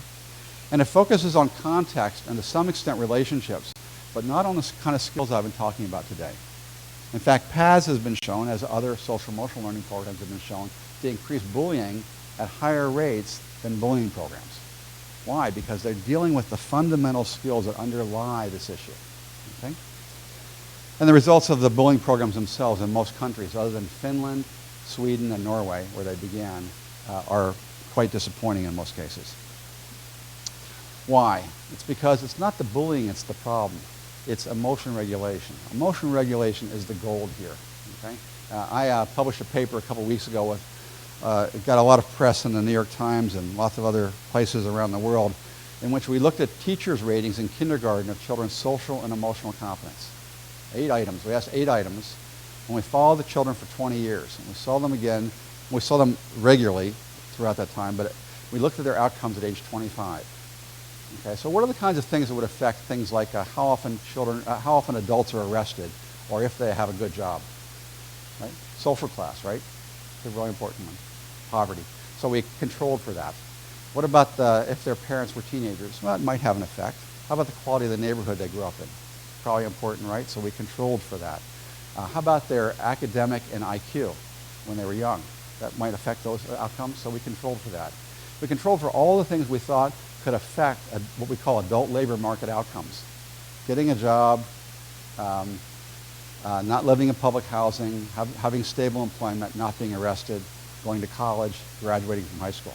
And what we found was once we control for all those other factors that we think might lead to these outcomes, the 8-item rating of teachers' social emotional competence in kindergarten predicted all these outcomes. It predicted graduating from high school, how many years children were medicated during school, how many years they were in special education, their arrest records as adults, criminal arrest records, not self-reports, if they held stable employment, and their mental health, depression and anxiety. Okay? 8-item measure in kindergarten predicting adult outcomes. Okay? So there's something very important about people's abilities to regulate their emotions, to get along with friends, to be able to calm down when they're upset, to negotiate. And this is what we can improve. So we want to change the narrative. We want to change the narrative from stopping or preventing bullying to creating caring, healthy schools. Just checking on my time here. Okay, wrap up soon. We want to change the narrative from convincing children that bullying is bad, which all of them know already. Knowing that bullying is a bad thing is not stopping any children from bullying. Right? Let's be realistic about this. Instead of providing rewarding pro-social relationships. Right? That's the way you stop bullying. We want to create norms for teachers, with teachers and students and the community that instead focuses on caring and altruism and kindness. That's how you stop bullying. So let's be proactive, let's be comprehensive, and let's be developmental. Comprehensive thinking not just about a curriculum, but school culture. Proactive by saying we need to think about what the agenda for human development is that schools should be focused on, and developmental by thinking about how do we do this in the best ways at each of the developmental levels. Doing social emotional learning in high school is a very different thing than doing it in grade school. So for example, any of you used the 4R program, David Wolf's program in Toronto? It's a fantastic example of a program on relationship violence, dating violence, which is a really critical and important problem in teen years, right? It's not the kind of thing we would be dealing with in first grade. In first grade, we might be dealing with jealousy, right? Fifth grade, who are the masters of gossip in the world? Fifth grade girls. Wow, right? So we do focus groups with teachers every couple of years. What's the issue that they think at their grade level is the most important issue, and we add lessons around those issues. So what makes a school successful? We're going to try to transform what makes it successful. School-wide use, not a classroom here or a classroom there. Strong leadership. The principal, he or she is involved, comes to training, asks questions, asks for anecdotes in teacher meetings, does things like has a problem solver of the week lunch, where they put out a tablecloth and candles in the cafeteria, and the best problem solver in each classroom gets to sit with the principal. The principal discusses it when they go to the Lions Club or the American Legion. They let people know about it in the community, right? There's consistency, consistent use, but there's flexibility at the same time. We have to really adjust this to each circumstance. And that means that we're integrating with the rest of the curriculum. We're integrating with what's being used in the language arts curriculum and what's being used in the social studies curriculum. It's integrating with the school's culture. It's changing the school's culture, if you will. And it's integrating with the community. The community is involved in it. So what does it look like? Well, it looks like this. It's everywhere. Right? It's in the principal's office, and it's at the buses. The bus drivers are trained. In paths, there's a control signals poster on each bus. Right? And bus drivers are trained in how can I reinforce these skills in kids rather than yelling at them when they get up out of their seats. Okay? Even the bathrooms. So to have this work well, we have to think about the readiness of people, and most important is the readiness of the school leader. Right? The leadership is just critical, and we have some great principals here in the room today that have done work like this. But the principals need to evaluate their own social emotional development and their commitment to this kind of work. And they need to be what we call a lead learner. They need to be leading this process, not ignoring it, saying, oh, well, if the teachers want to do this, that's fine, but I'm busy. I'm busy with the important things, you see, rather than the school's culture. And the principal needs to elicit others' involvement and commitment. So when we do work with paths and we go to scale, we not only do training with teachers, but we do regular meetings and trainings with principals, okay, about how it is, what do they do. We have a principal's manual. What's the principal's job in this process, right? We give them, for example, for elementary school, 180 school announcements. They have a school announcement every day about social emotional development. The practical things that go on in a school day. So what are lessons learned in over 30 years? Implementation of a program like this is difficult. And it's difficult because it creates change. It's what Ian talked about, transformation, change. Building school and staff readiness through coaching is critical. Just doing a workshop here or there, not really a way to create this kind of change we want to sustain or to stick. The greatest effects occur over time with school-wide use and strong leadership, not just the classroom. So the effects we'd see in a school the first year are not nearly the effects we'd see in a school 3 or 4 years later. Okay? These build over time. Consistency, but flexibility and integration. Flexibility. Everybody talks about having fidelity. Having fidelity is important, but just as important, or maybe more important, is adaptation. We want to see adaptation, but we want the adaptations to be fitting into the logic model of what we're doing, right? So, for example, I got a call from a teacher in Eastern Washington State, and she said to me, I'm in trouble with my principal. And I said, well, what happened? She says, well, I'm doing the PASS curriculum, and I decided I would cry with my children. cry with your children? I said, why would you be crying with your children? She said, I want them to get an emotional release. I said, this is not what we do. We never do anything like that. That's not appropriate. Right? No wonder your principal's upset with you. It's not the logic model. That's not the kind of adaptation that we would want to see. This is teaching children skills. This is not doing therapy. Right? So coaching and supervision is really important. Now, this is part of a much bigger picture. So let's go back to the bigger picture, which is really making caring schools. Because while we serve children in schools, the most important people in the school in many ways to me are the teachers. Okay? And really there are three components here, I think, of what makes an effective school.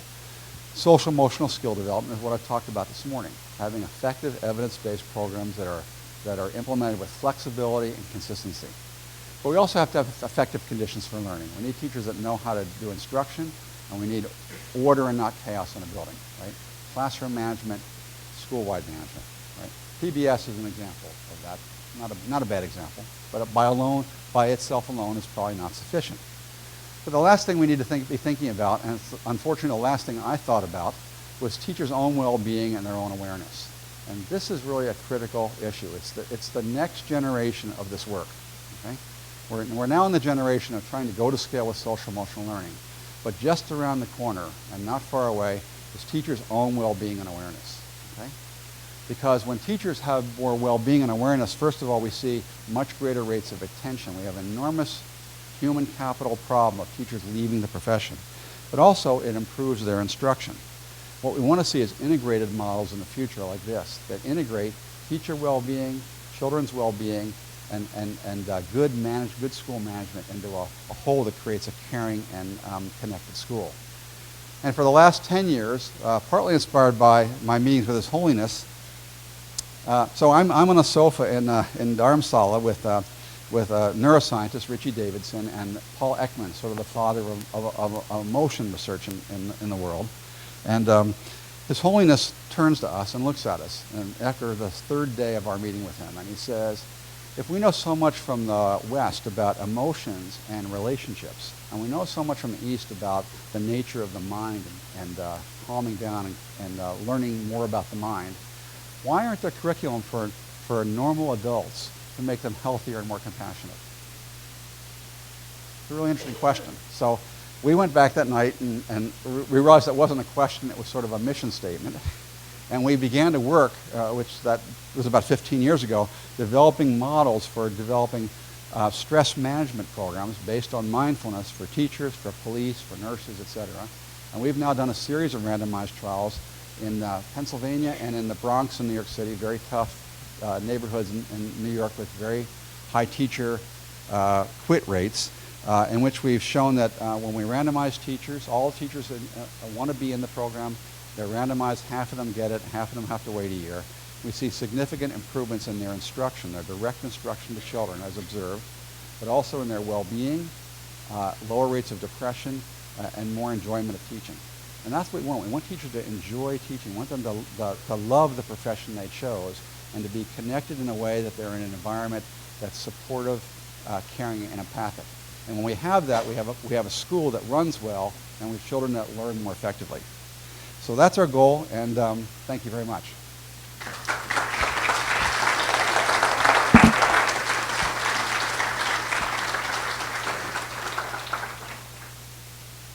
Did I run out of question time? Okay. Sure. Oh, yes. People would like to sit together, people that are interested in the work we're doing with PATHS. If they'd want to join me for lunch, we'll find a place out in, I think, outside on the grass, outside the cafeteria. Just look for me, okay? Good. Yeah, Derek.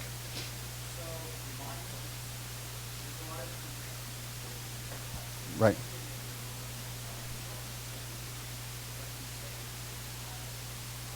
Right.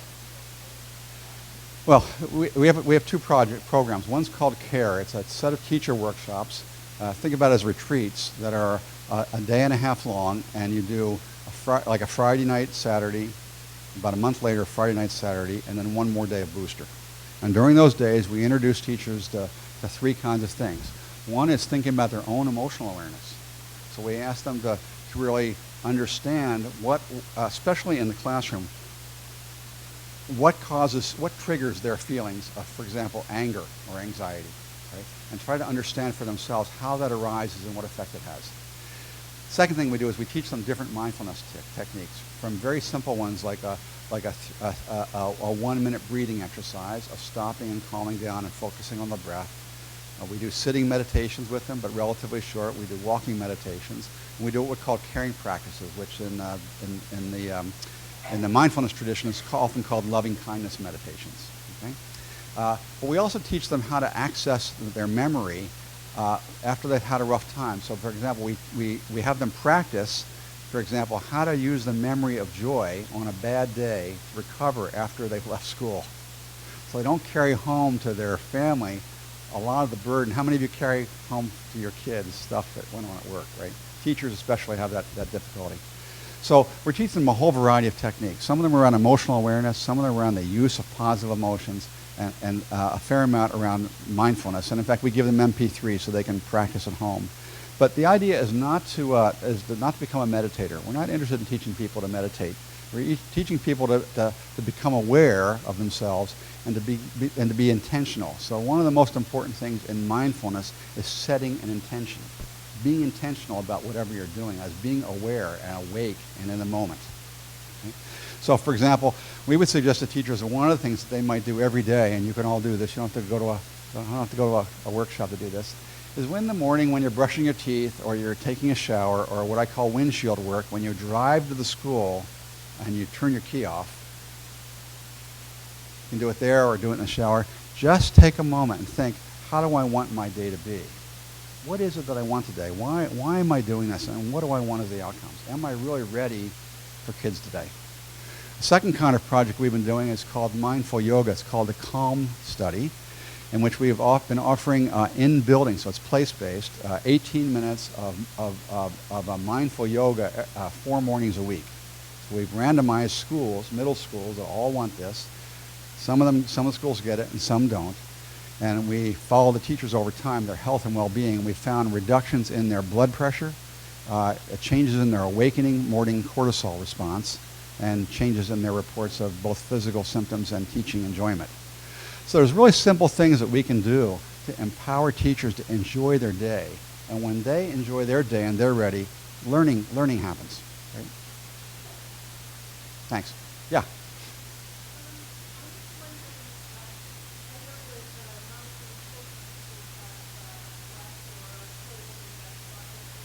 Mm-hmm.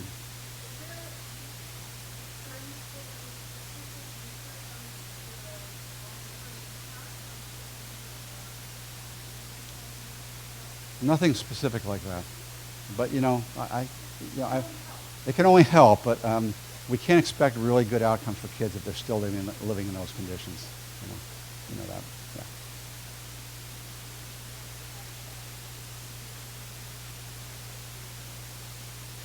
Right. Mm-hmm. Yeah. So let's say with young. First of all, you saw the feeling faces. So they're learning about emotions. So we might have a lesson with let's say on proud and ashamed, for example. We usually pair 2 opposite emotions.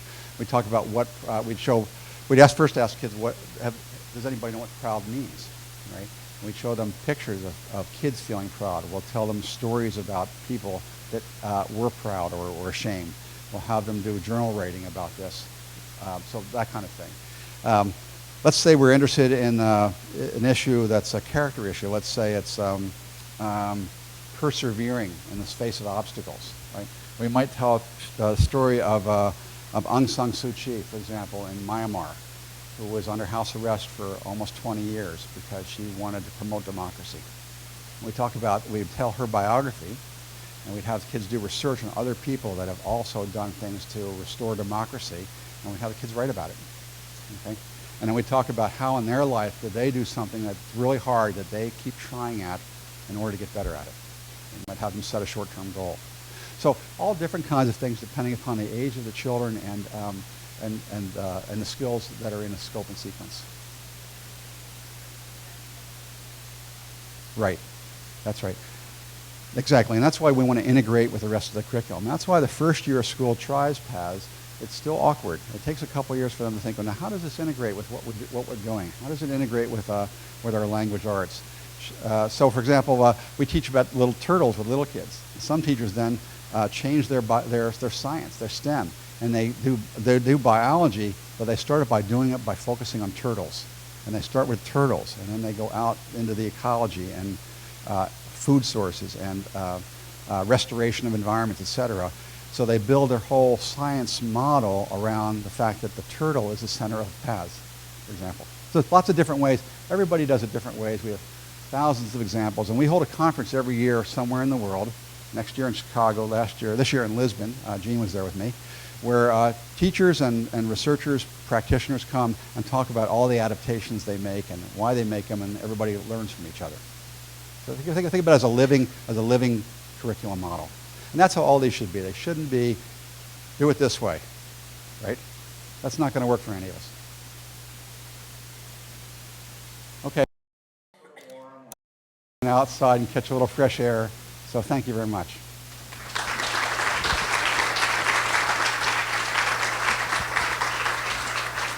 Okay, I'd just like to call on Pam McGee, the Executive Director of CMHA Nova Scotia, that manages the SEEK project and working with PATHS, to say thank you. Thank you very much, Mark, for your very inspiring and timely, insightful presentation on behalf of all of us. Thank you. Appreciate it.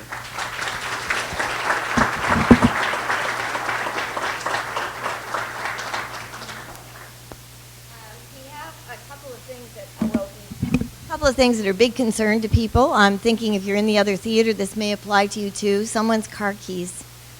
If you check your purse or your hip pocket or whatever and you're missing a set of keys, I have them. So just to let you know. The other thing is that the break is in the cafeteria, and there's signage now. Instead of walking, through the black curtain, they're doing jackhammering, I guess, there this morning. Go up the stairs and just along the hallway. It's a direct route, and there's lots of refreshments there. So you can do that or go outside and make your way there.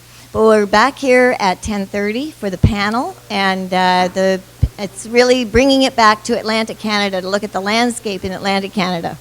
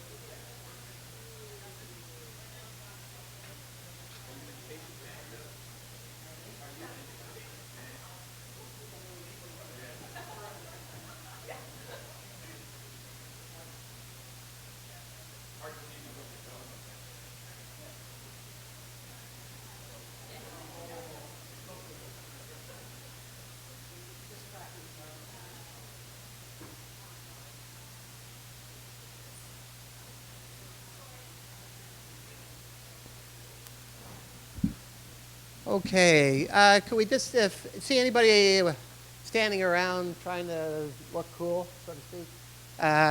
Let's hustle along here. We're a little bit behind schedule.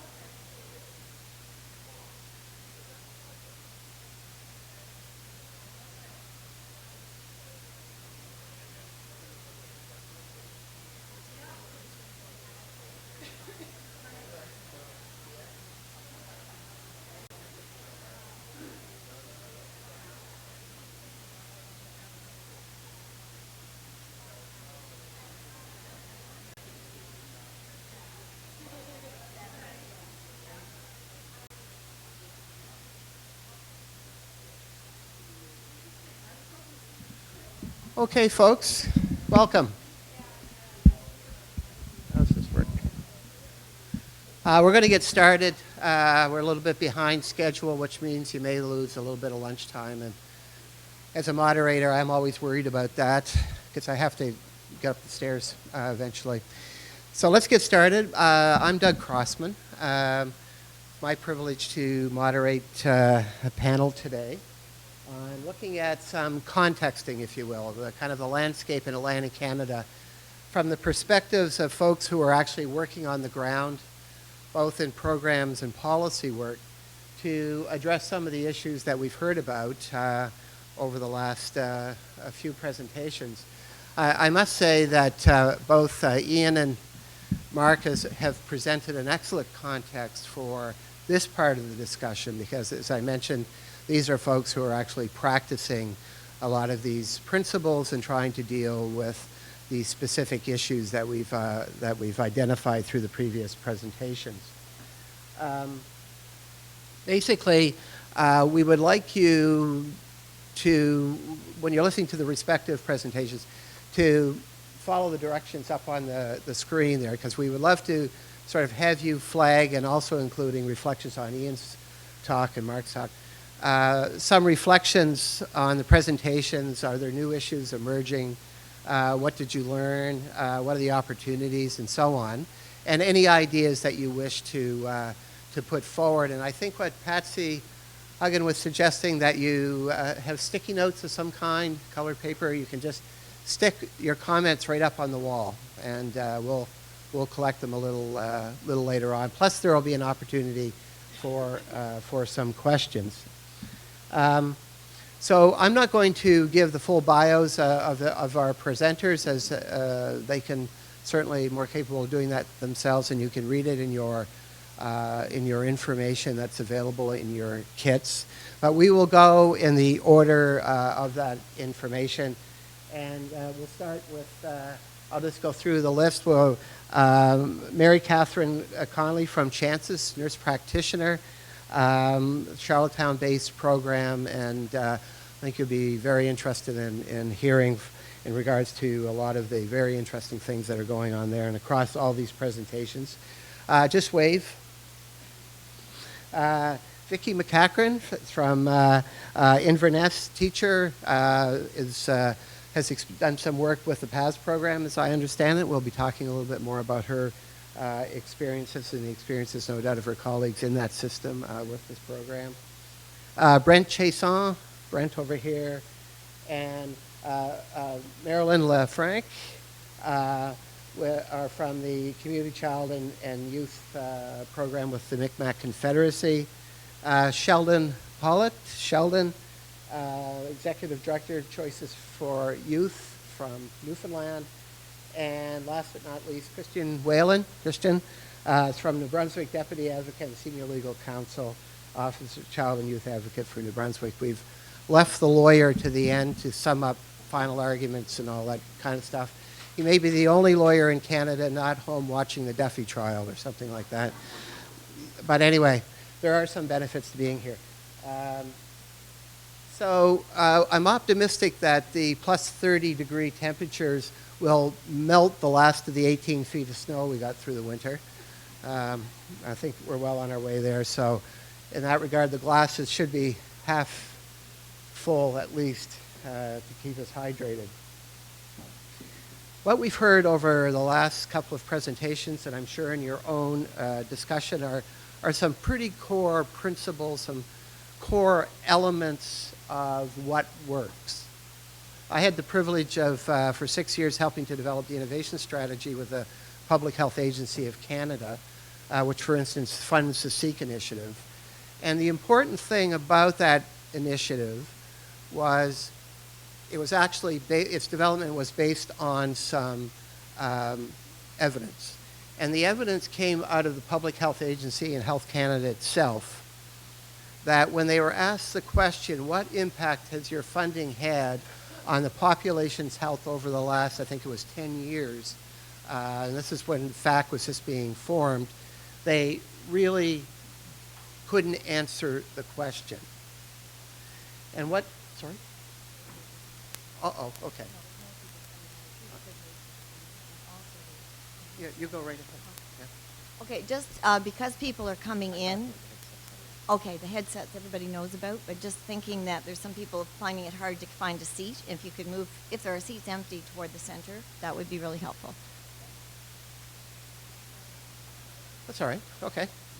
Right, I was talking about the innovation strategy. So what was discovered in that review of population health programs with Health Canada was that they really didn't know what the outcomes were. They'd spent millions of dollars on a variety of prevention, health promotion, public awareness programs.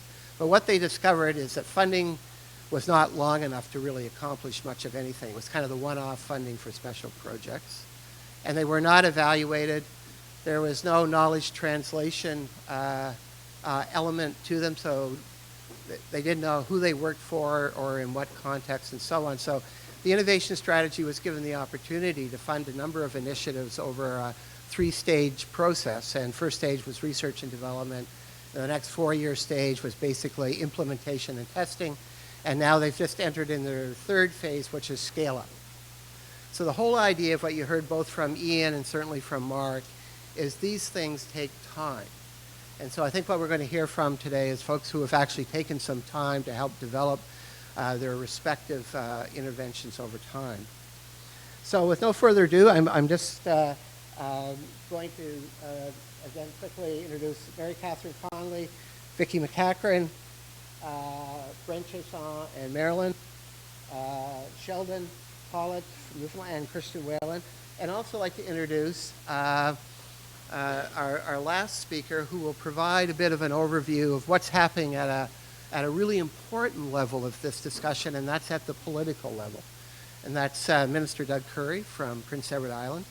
Doug has an interesting background, and he is actually a Minister of Health and I think Community and Family Services now, integration going on in Aboriginal affairs and other things. He has a unique combination. He's not only a health minister, but he's the former educator. I think you're teacher, counselor, coach, and now Minister of Health. So has a very interesting perspective when he's talking to his colleagues from across Atlantic Canada, which I understand he'll talk about, which is coming right up. Doug probably also would be a study in personal resilience, given his history in these two very complicated fields. So, Mary Catherine, do you want to take us away?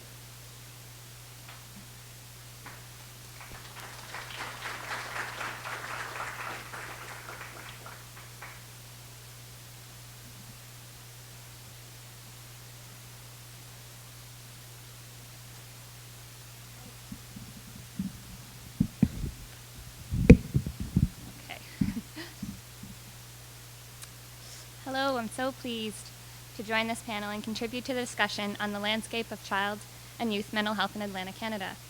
I'm a nurse practitioner at Chances Family Centre, and I work with young children and their families daily out of a small primary care clinic at Chances. I'm here today to share about Chances, our clinic, and the families we work with. Chances is a non-profit charitable organization that exists to provide a range of child development and parent support services to children from 0 to 11 years of age and their families, particularly those experiencing additional life challenges. The organization has offered community-based programs to young families for over 20 years and reaches approximately 6,000 individuals across the island yearly. Our programming is grounded in research surrounding the profound impact of the early years, with the key goals of programming to enhance parents' capacity to parent effectively and to promote healthy childhood development. Chances offers a broad range of programs that provide a comprehensive continuum of support for young children and their families. We have a key focus in the following major program areas: pre- and postnatal, parenting information sessions, the Best Start program, which is an in-home, island-wide home visiting program, Smart Start, or our early years program, Smart Play, being the before and after school programming, and Strong Start, which is a new drop-in and play program with a focus on family literacy. The health clinic is the latest service in the continuum of care that Chances provides. A needs assessment revealed that many families accessing our services were unaffiliated families, meaning they did not have a primary care provider, a family physician, or a nurse practitioner. Chances was so fortunate to partner with Medavie Health Foundation in an innovative approach, establishing a nurse practitioner-led clinic within the organization. Medavie Health Foundation is funded by Medavie Blue Cross and Medavie EMS as part of a long-term commitment to make a lasting impact in the communities where their employees live and work. Medavie Health Foundation is dedicated to contributing to the well-being of Canadians by partnering with community-based organizations and supporting programs that will act as a catalyst for change.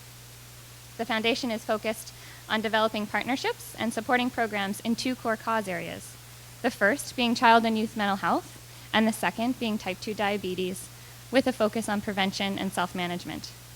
Supporting a primary care clinic that provides care to unaffiliated young families certainly is a wonderful match for these objectives. And ironically enough, they're supporting this panel discussion as well. Some of you may be very familiar with the nurse practitioner role, and for others, it may be a new concept. I'll share with you my NP spiel and how I introduce the role to all new families who enter the clinic. As a nurse practitioner, I'm a registered nurse with additional experience and education, allowing me to assess, diagnose, and treat medical conditions autonomously within a legislated and regulated scope of practice. I work in collaboration with a family physician, Dr. Pino, who's very supportive of the NP role and of the clinic. The health clinic has been open to families since November 22nd of 2014, with a goal to improve access to comprehensive and holistic primary health care services to children and families while optimizing resource utilization. To date, we have approximately 250 clients who access the clinic. It is a relatively young practice, with 50% of the clients under the age of 20 and 30% of those under the age of 5. Given our central location and target population, clinic demographics reveal a very diverse population. In fact, clients accessing the health clinic represent 25 different countries, covering 5 of the 7 continents. Of the total practice, 50% of the clients have a country of origin outside of Canada. Truly is a global community. This slide shows data from July of this year with regards to country of origin. As you can see, I'm fortunate enough to work with families from around the world. Some families have immigrated to PEI many years ago, while others are very new to PEI. I also have the opportunity to care for a few first-year refugee families. I am amazed by the adversities these families overcome to first arrive in PEI and then to establish a new life here. This is a map of the various countries represented in the clinic. Highlighted in red is the country of origin of all clients who have accessed the clinic to date. Lessons learned. There have been many over the past year. Speaking not from a position of expert, but rather of a frontline healthcare staff working daily with vulnerable families, I'll share a few experiences from the clinic as they relate to mental health. Firstly, mental health concerns are very prevalent in primary care. This is not a new or shocking piece of information. In the latest review of clinic utilization data, it was noted that approximately 20% of all clinic visits surround a diagnosis of mental illness. Many more clinic visits are related to mental health and the social determinants of health. Within our Best Start program, which is a comprehensive in-home visiting and support program for children 0 to 3, prior data indicates that 40% of mothers enrolled in the program had a current or prior diagnosis of depression. Maternal depression is considered a major risk factor for social, emotional, and cognitive development in children. One story that stands out for me as a great example of the impact that proper support can have on young families is of a mother with young children involved in the Best Start program. She was referred to the clinic as she was unaffiliated and happened to have a prior diagnosis of depression. Struggling day to day with financial difficulties, lack of social support, and generally feeling overwhelmed caring for young children on her own. Upon entering the clinic, she was encouraged to reconnect with community mental health services, resume appropriate pharmacotherapy for her depression. With her depression properly treated, she then had the energy and desire to attend parenting programs, gaining invaluable skills and social connections to not only improve her ability to parent effectively, but tools to promote positive mental health. In turn, her children were more connected to programming and positive early childhood experiences. Now to discuss the unique healthcare needs of newcomers. Equity is at the core of every high-performance healthcare system. In Canada, however, at-risk populations, for example, low-income individuals, children and the elderly, and disadvantaged racial and ethnic minorities, experience greater difficulty obtaining healthcare, receive inferior care, and are likely to have additional needs arising from their personal, social, and financial circumstances, any of which may negatively affect mental health and impede efforts to obtain care. Populations who experience difficulties in accessing mainstream healthcare often face many challenges, including employment, education, housing, chronic and infectious disease, language and cultural barriers, along with transportation barriers. I see these challenges on a daily basis at the clinic. Providing primary care to this diverse population does have some challenges. I have had to try to navigate the complicated web of interim federal health coverage for first-year refugees. I'm still learning, and there's many phone calls to community pharmacists regarding drug coverage, and to allied health services like physiotherapy to arrange prior approval for therapy. Clinic visits with an interpreter generally do take longer than the average visit. We have adjusted initial assessments and follow-up appointments for individuals requiring interpreter services. The PEI Association for Newcomers to Canada, their caseworkers, and resettlement workers have been invaluable in assisting with scheduling appointments, managing follow-up, and arranging for appropriate translation. The benefits far outweigh the challenges, though. Generally, the families new to PEI have been very appreciative of the care they receive at the clinic. It is wonderful to create a relationship with these diverse families and to provide some support to ease the potential difficult transition to life on PEI. Thanks. Moving forward, in closing, I hope that I've been able to express the profound impact of the early years on emotional, social, and physical well-being throughout the lifespan. There are 2,000 days between the time a baby is born and when he or she will begin kindergarten. During that time, brain architecture is forming, creating a foundation for all future learning. This represents a tremendous opportunity, but also a period of great vulnerability. The importance of early intervention cannot be underestimated. Taking steps to ensure children receive the best possible start in life is imperative to building a healthy society. Programming and support for young families should be focused on child-centered care, grounded in research and best practice for early childhood development, but also reflective of the needs of young families. Over the years, the Chances family has found the most effective way to complete this is to listen to parents' point of view about parent engagement and make the effort to learn from what they think will work best. Recommendations for strategies on how to reach isolated parents and children, engage more parents in existing programs, and develop programs meaningful to parents have been the result of reflective listening and a commitment to respond to the needs of parents and the children of the island. Finally, I'd like to stress the importance of greater system collaboration. Families within our communities today are facing very complicated issues requiring an integrated and innovative response from all levels. I believe the clinic is a great example of systems working together to improve access to care. I would not have the wonderful job that I do without the financial support of Medavie Health Foundation, community partners such as PEI Association for Newcomers to Canada, and supportive partnerships from Health PEI, Public Health Nursing, and Community Mental Health, to name a few. The health clinic is often the entry point for unaffiliated clients, and through the intake process, I'm able to connect clients with the necessary supports within our organization and external community partners to improve access to care. Thank you for the opportunity to participate in this important discussion.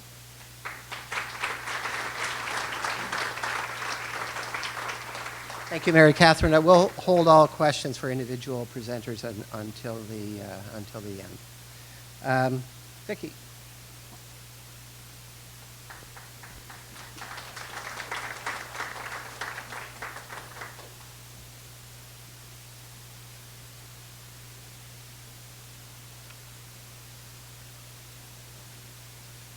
Good morning.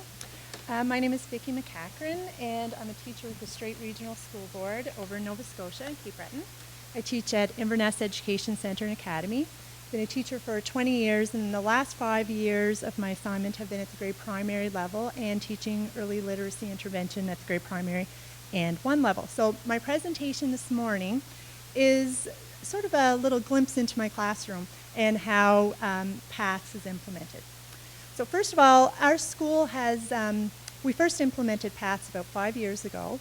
And for anyone in education, especially the early years of education, the early development instrument is sort of a questionnaire that primary teachers complete every 2 years, just to give us a sense of school readiness for children over a variety of developmental levels. I better put my glasses on here. So we found, based on our results, that we had some challenges in the areas of communication skills and in emotional maturity.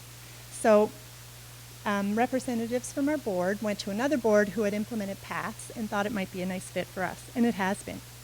So rather than have PATHS as just a subject or just a lesson in my classroom, we thought that it might be nice to just create a PATHS climate. So many of the things I was already doing really resonated nicely with PATHS. And so I want to show you a few of those things.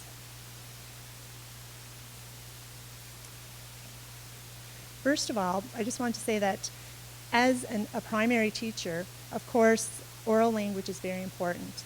And oral language is a very strong indicator of literacy success in both reading and writing. So we wanted to address that. And also with oral language comes the social emotional part. If a child is having difficulty with social emotional regulation and they can't discuss that with you, we have complexities there. So with PATHS, we were able to build that vocabulary. So one of the big things with PATHS, the curriculum is beautiful. The lessons are well laid out. We have beautiful puppets you were introduced briefly to Twiggle earlier, but there are other ones. Twiggle has lots of friends as well.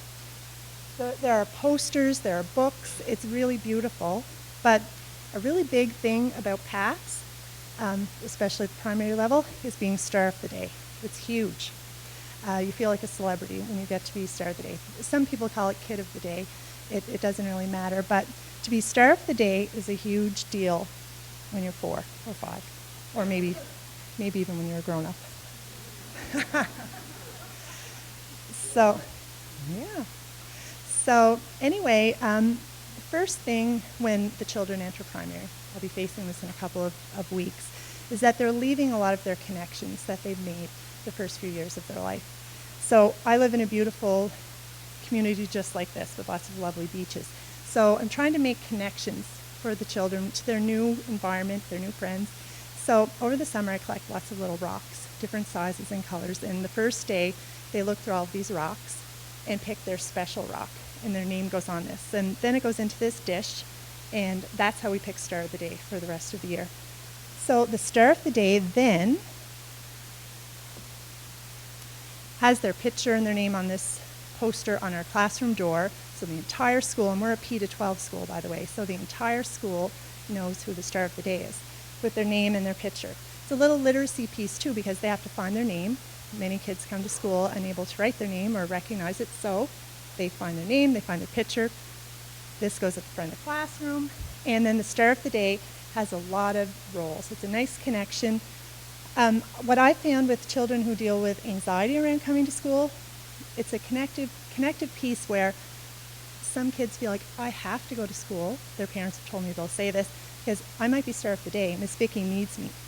So there are a lot of things that happen when you're Star of the Day. First, you get a badge, and we were running out of Star of the Day stickers, and a lot of times they get ruined when they wash their hands and things anyway. So we, a little idea was to get those first day badges at the dollar store, and we laminate this sticker, put it on the badge, and they wear this with great pride all day long.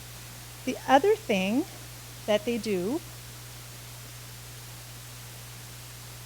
so there's lots of discussion and collaboration that happens in every classroom these days, but in primary it's huge, but there's a time when people need to pay attention, so I use the Give Me 5. And I teach this in the first few weeks, but then the Star of the Day takes over. So they'll take these little icons off, and when Miss Vicki says, Give me 5, what should be watching? The children will say, your eyes.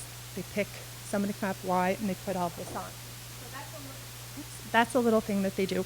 We have a sign-in sheet, so the Star of the Day is in charge of getting all that prepared for the next day.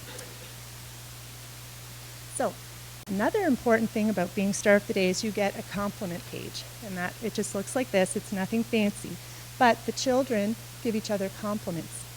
This attaches really nicely to our health and social studies curriculum because there are outcomes around what makes someone unique and special and how to be part of a family, what your role is.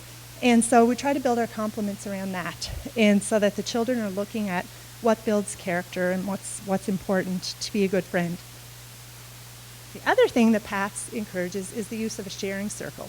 And when we're doing a lesson, they like to have a sharing circle, or a circle environment, but we have a sharing circle every morning. So the Star of the Day picks a talking piece, and I taught in the First Nations school, and I really like the idea of a talking piece. So they use that to share their feelings. They pass along the talking piece and say how they're feeling and why, or they can pass if they like. Another idea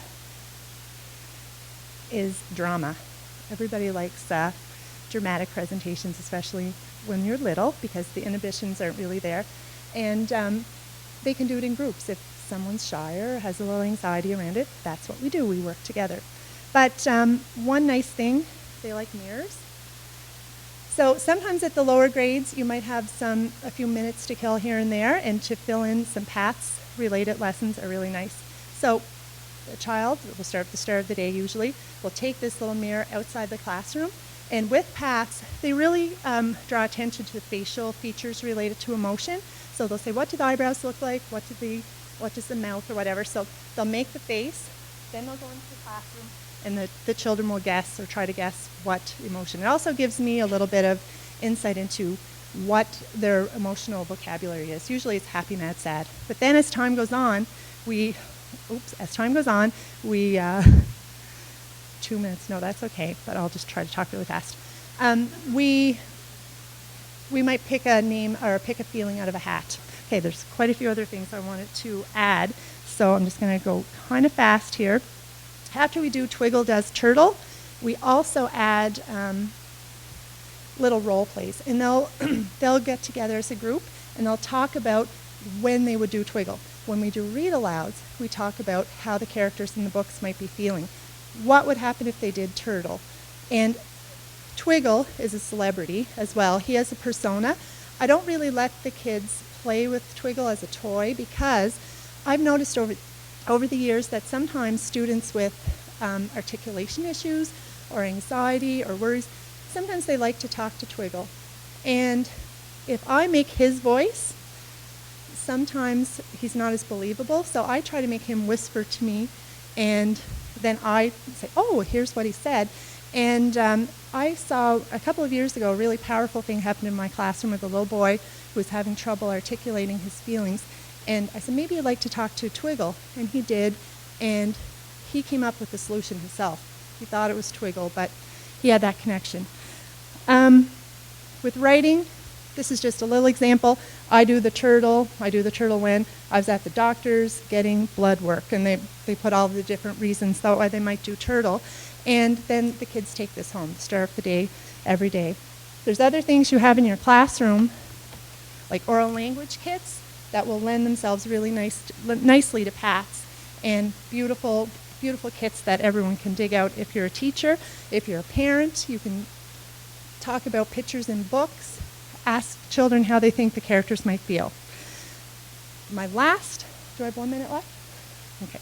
So the changes that I've seen, a few years ago I went to a conference and the presenter, I really, really liked her, and she talked about how to make sure that you did your best to help kids succeed no matter what their issue might be.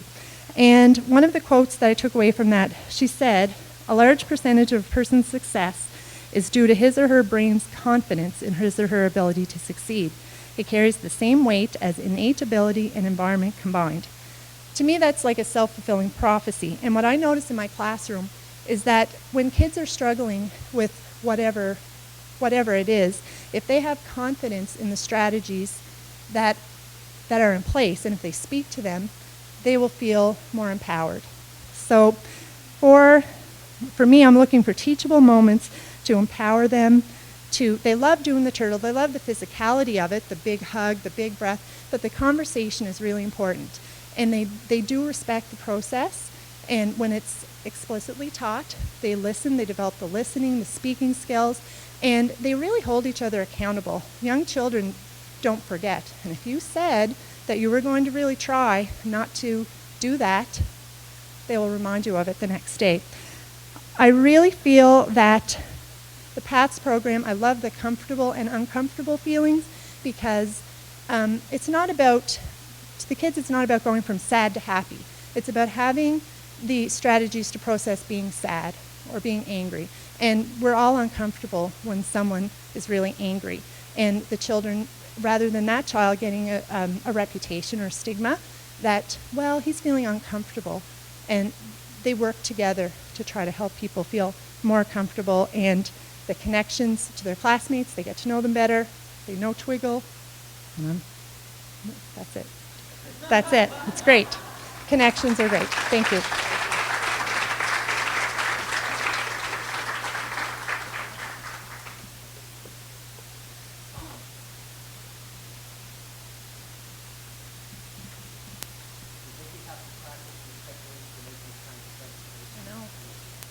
Well, it's a whole day in 10 minutes, so, you know.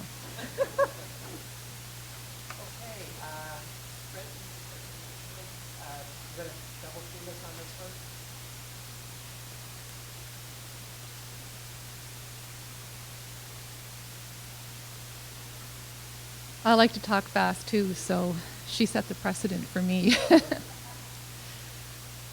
Yeah. So welcome and good morning, everyone. The Mi'kmaq Confederacy of PEI is a tribal council and provincial territorial organization. The board of directors consists of chiefs and councillors of Abequid and Lennox Island First Nations. The Mi'kmaq Confederacy provides technical assistance and some frontline services to the two PEI First Nations. One of the programs within the Confederacy is the Child and Family Services Program. The program is divided into two parts, the PRIDE program and the Designated Band Representative. The PRIDE program delivers family support and early intervention services to children and families living on reserve. The Designated Band Representative is the authority given to the bands as per the PEI Child Protection Act. The main purpose of the PRIDE program is to work with children and families within the two PEI First Nations and reduce the number of Aboriginal children coming into care. The program works from a holistic perspective using a broad approach to child and family wellness. For the purpose of today's presentation, Brent and I are just going to focus on the PRIDE program and some of the special projects we have been involved in that target children and young people's overall health and well-being. Brent will talk specifically about a project we collaborated on with the UPEI Department of Young Lives Research Lab called the Digital Arts Media Project and the effects of social media on youth mental health. 8 years ago, we started what is now known as the PRIDE program. Over the past 8 years, we have grown from 1 staff to 7. The staff positions are a director, parent support coordinator, 2 family support workers, 2 community youth, child and youth care workers, and a family therapist. We began slowly and developed the program and staffing component based on the needs that were identified within the PEI First Nations.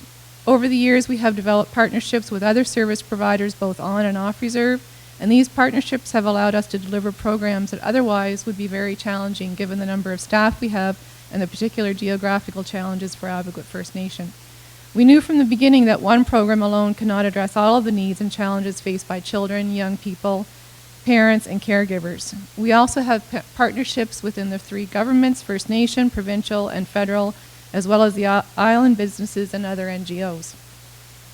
We believe it is important to begin early to build relationships with young children in the community and be visible in the daycares, the schools, and within communities. For example, our program staff carry out many different types of groups within the school system. We work closely with school staff to partner to deliver groups such as the daycare music program, Roots of Empathy, Boys Council and Girls Circle, breakfast clubs, and after-school programs.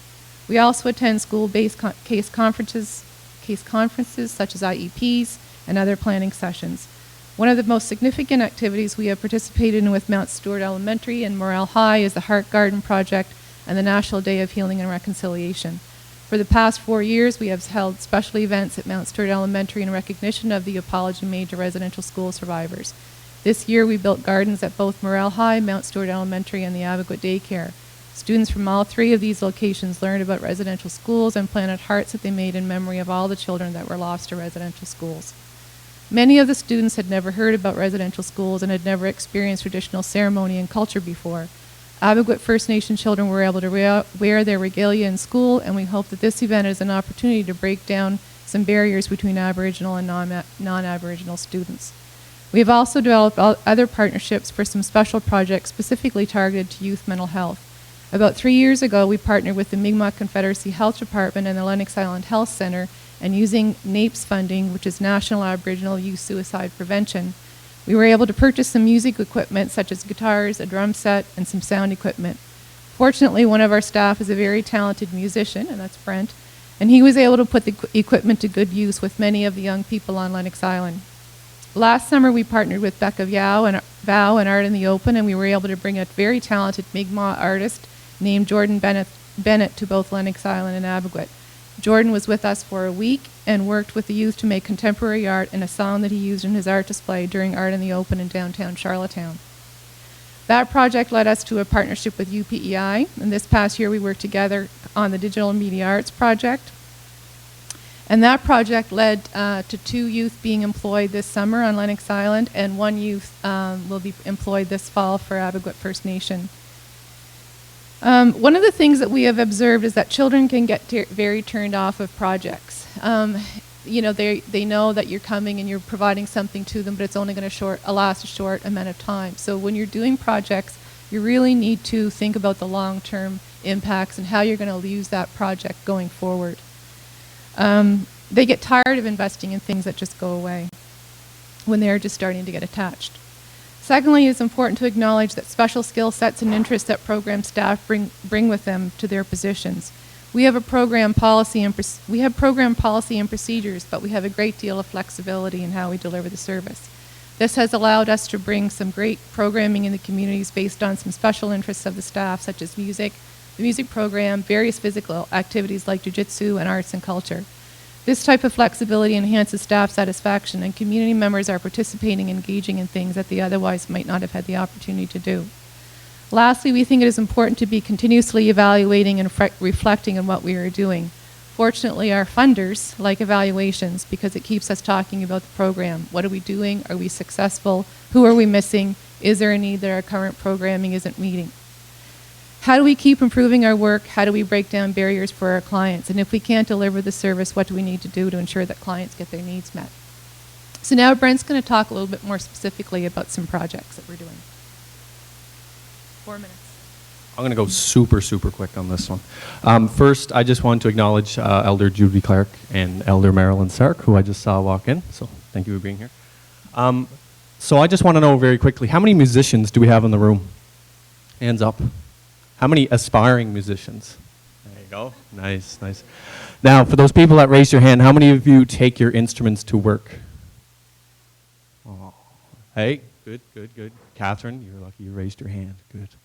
Yeah, so I started as a youth worker about 10 years ago, and I started bringing my instrument to work. And the places we've gone with something like that it's truly unbelievable, but I'm going to go very quickly through some of this stuff. As Marilyn mentioned, the NAPES funding, we were able to buy some instruments and some recording equipment. And we've done lots of cool things. We've recorded the national anthem in Mi'kmaq for the John J. Stark Memorial School on Lennox Island. It's a cool thing we were able to do. People on Lennox Island that like poetry, like writing songs, were able to help them out with that and record that. And I think in the interest of time, I have a special treat, a little video I'm going to show, but I want to talk about the Digital Media Arts Project. Last spring, I got an email from MCPEI Employment Services, and it's basically said, do you know anything about digital media? And I kind of wrote back and said, well, what's that? And they said, well, it's kind of, film and stuff. And I'm like, yeah, sure I do. And they said, do you want to go meet with people from UPEI? I'm like, sure. And between you and me, I had no idea what it was. But I'm sure glad I went because I met Dr. Kate Tilichek, who was here in the back. It's nice to see you again. So we, at the break, we were just talking very briefly about the project. And it was the effects of youth mental health and social media, but from the young people's perspective, not so much from the researchers. So I can't wait to read that research when it's done. So I'm going to play a short film. And that was the other part of the project, was Kate and Janet. They provided some equipment for us, some equipment to make video. And, this is just starting to take off with numerous projects. So this following film, this is by Junior. He's going to talk about music and skateboarding. And this doesn't cost a lot to get going. This film was done in iMovie, which is found on every Mac. So although it's not completely professional, you'll get the idea, and I think you'll really like it. So I'm going to try and get that geared up for you now.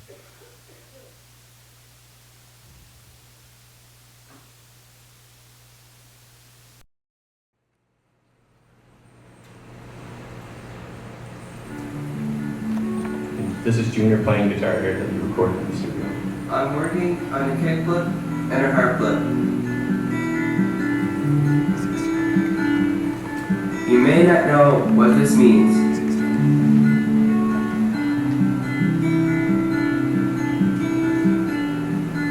But if I told you that someday I'll be able to land these tricks,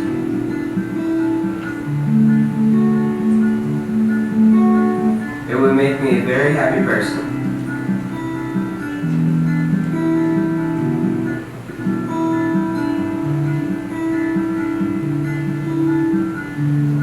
Happiness means different things to different people. For me, happiness is skateboarding.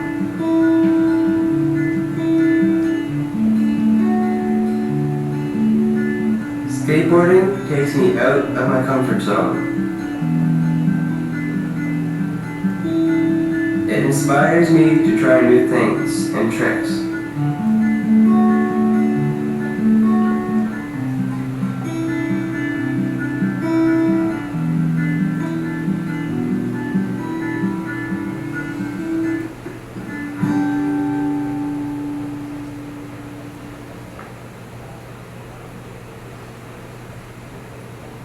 Everyone is welcome at skate parks.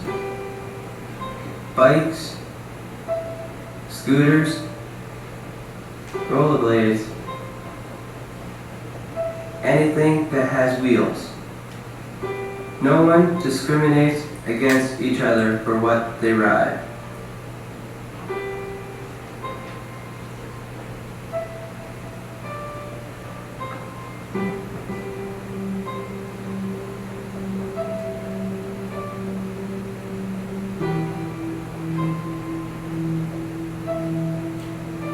The skatepark community watches out for new riders and younger riders. The same as a family watching out for each other. In a skatepark, I belong. You belong. We all belong.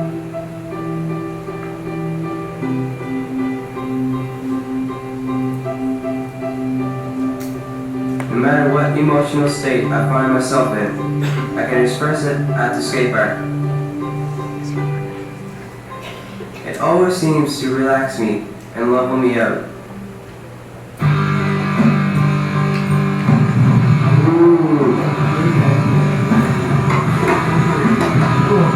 How do you feel?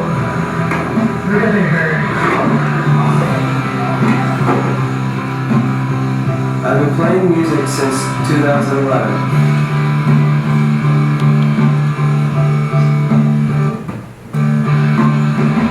Everyone benefits from music. When it comes from the soul, it's even more special.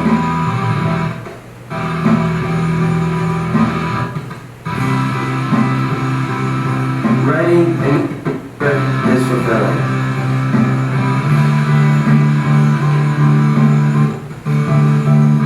What is a book, you may ask? The basics of a human expression.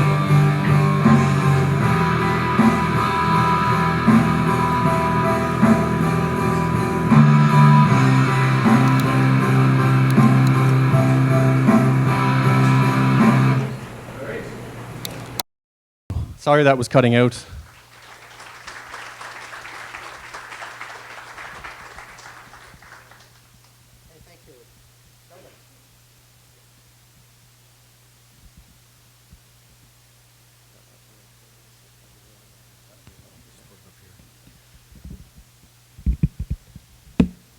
Hi, good morning, everyone. My name is Sheldon Pollitt, I think, as it was introduced earlier. I'm very pleased to be here. I guess a couple of things I just want to start with is I like to tell stories. Sometimes those stories work really well to get my point across, sometimes not so much, so hopefully it'll work out well. I also want to just take a minute to note, attended Ian's talk last night, which I thought was fantastic. I work exclusively in the area of youth homelessness. And when I listened to the talk last night, I thought, wow, okay, it's the same work from a different lens, and I thought about it some more. It's actually not a different lens at all. It's just a different label on the same lens. So that's, you know, if what I have to say today seems somewhat redundant from Ian's last night, well, thanks for stealing my thunder, Ian. Appreciate that. He does that. Yeah, exactly. I guess so. I also thought about what stories could I tell here this morning that would help achieve the two goals, I guess, that I thought we were asked to come here and talk about was how to give people some things to think about in a practical way to take home to their own practice, to their own communities. And a lot of what I have to say is going to sound an awful lot like policy in 30,000 feet, but I think hopefully by the end of this it'll be clear how that actually relates to every single one of us in this room. And I think part of that is, you know, we all have, you know, roles to play in terms of designing programs, delivering programs, and advocating for the kind of change that we want to see all around us. I think one of the things that comes top of mind in terms of the young people in St. John's, Newfoundland that we work with is the issue of access. And before I get into that, I just tell you a little bit about our organization, just so you have the context correct. We've been in existence for about 25 years. We've evolved tremendously over those 25 years, but as the name suggests, The only tool we have in the toolbox working with young people is to provide as many choices and options for them as they move forward with their lives. And it's not our role or responsibility to penalize young people for not making the choices that we would like them to make. Our job is to be there day in, day out, trying over and over and over again so young people get to where they decide they want to be. So back to access. We've had 2 young people die since Christmas. And I'm only telling the story of those 2 young men. There are others. One died of an overdose, the other died of a suicide. About 2 months after, we got phone calls from the system. It's not a system blaming session. I'll clarify that in a minute. Their name had come up on the wait list for services for addictions and mental health. That's a pretty tragic example of an access issue. But access doesn't stop there. Access is also about access to what? Far too many of our young people, when they do have access to supports from the system, and I include the community when I talk about system, just to be clear, far too many of our young people are accessing supports and services that don't work so well for them. They don't reflect the reality of their lives, the situation, the circumstances they find themselves in, whether they're attached to families or not. So I think we got to go broader and deeper, and some of the stuff, Ian, you talked about last night really resonated with me around thinking outside the box when it comes to providing true access to young people. Access when young people reach out and they need it, but also in ways that work for them, that reflect the reality of their lives. So as an agency that works with over 1,000 young people a year now in St. John's, Newfoundland, for some that may sound like a big number, others may think it's not that big a number. I can trust you for those 1,000 young people, it's a pretty big number. We see young people come to us with an array of challenges in their lives. Housing instability and homelessness obviously tops the list. Mental health and addictions are probably the 2 major concurrent issues that our youth are struggling with. And while it's true that not all folks with mental health challenges issues are homeless, I can guarantee you if you're homeless, you're struggling with your mental health. And that's a fact across the board. So our young people come to us with housing instability issues. The vast majority of them grew up with housing instability issues. The majority of our young people are not in school, haven't completed school, they're not working, they're struggling with poverty, addictions, mental health, and on and on and on. So I didn't bring a PowerPoint because I'm not a big fan of PowerPoint in most circumstances. So if my hands can be a PowerPoint here today, young people come to us like this. So it's not Sally shows up with an addictions issue and Johnny shows up with a mental health issue. Young people are showing up with a whole cross-section of those challenges and issues. And when I talk about access, what I'm talking about is the system should respond to that reality. Not Sally has to go here for an addictions issue, and then you got to see somebody else for whether it's an employment issue or a housing issue. And coming to terms with that is probably one of the most significant barriers I think about from real change when it comes to supporting young people with mental health and addictions issues. So the formal treatment system. A lot has happened in Newfoundland of late around building some treatment centers, which is fantastic. There's a youth mental health treatment center just constructed and opened. There's a youth addiction treatment center just constructed and opened. Goes a long way to I guess, dealing with the fact that for years our province has been sending most of our young people to other parts of the country for supports and services. The challenge with that also then is when they come home, they're coming back to the same situation and lack of supports that they left with. Guess what? Within a very short period of time, all the challenges and issues are back again. So those formal treatment systems are incredibly important. But here's what we know. Young people can't and shouldn't live in treatment centers for years on end. So then what? So when I think about access to appropriate supports across a wide continuum, I think about supports that work for them as they navigate their day-to-day lives, being youth, transitioning to adulthood, whatever you want to call that, and their mental health at the same time. So it's the day in, day out support that young people need. So it's almost like it could be a formula. And I don't mean that in a cold way. I'm just trying to explain that as clearly as I can. Is that the level of complexity of the challenge or issue for young people that you're trying to support and deal with should be matched by an effort greater than or equal to that challenge. Far too often what happens, however, is that we try to lowball that level of effort. I'm involved in a lot of national work. I'm pleased to tell you that there's a tremendous amount of movement happening. I've even sent your contact information to some of my colleagues in Ontario, Ian, so they may be in touch, around plans to end youth homelessness. And when I say youth homelessness, again, you could just swap that out and talk about mental health. Alberta just released a 10-year plan provincially to end youth homelessness. We've launched an effort to create a provincial plan in our province on June 1st. Winnipeg, Kamloops, Yellowknife, a bunch of other communities at the same time. So there's a growing movement. And I'm pleased to say that come October in Ottawa, we will be announcing the launch of a new coalition to end youth homelessness across the country. And that is really a group of national partners coming together, not to create a new entity, but to create a national effort around youth homelessness, which goes to the heart of everything that we're talking about here in the next few days. I think part of that, and again, remembering community is part of the system in my world as well, the gist of it, and for those of you not familiar, the Homeless Hub, which operates out of York University by Steve Gates, Dr. Steve Gates and others, it's a national repository around, if you want to find out any current research happening in the country and abroad around homelessness, including youth homelessness, it's a great tool. Just Google, you just type youth into the Homeless Hub and a lot of research will come up.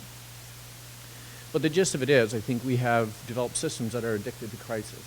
And what I mean by that, again, is 1 foot in, 1 foot out. Right? We'll fund something if it's a crisis, but we're going to fund it in such a way that we've got 1 foot out the door at the same time. So think of it in terms of a continuum around level of effort. Right now we have this much effort happening around prevention. We have a massive effort around crisis response. And we have a little bit of effort around housing and supports. Well, in my world, that's paying an awful lot of money for a very poor result, because that crisis response in the middle. What we should be doing as a country, province, communities is investing heavily in prevention, a little bit in emergency response. Someone's always going to break their leg in the middle of the night. You're going to have to go to emerge for that. And then heavy response on the housing and supports. It's about thinking differently, and as many of us have acknowledged, change is hard, right? And systems, like the old adage, devil you know is better than the one you don't know. Systems are kind of think that way. We know what we have right now is not working, but we're so resistant to change and how hard it is that we don't want to go there. And I know my time is up, and I didn't get to the other half of everything else I wanted to say. That's fine. There's a story for you. It really is, and I've said this a bunch of times, and some of our Youth Leadership Council folks are here.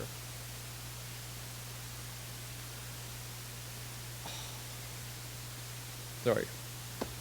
I've yet to see the day what I have to do for a living is harder than what young people have to do each and every day. So whenever you all as advocates are faced with a scenario where someone's saying, well, system change is too hard, you know, sorry guys, it's bullshit, right?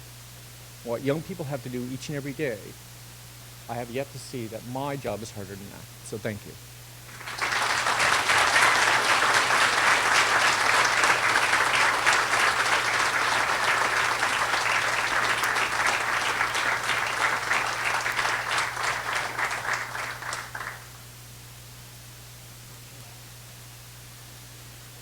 Well, again, very tough act to follow an excellent panel. I'm very glad to be here. Chris Whalen with the Office of the Child and Youth Advocate.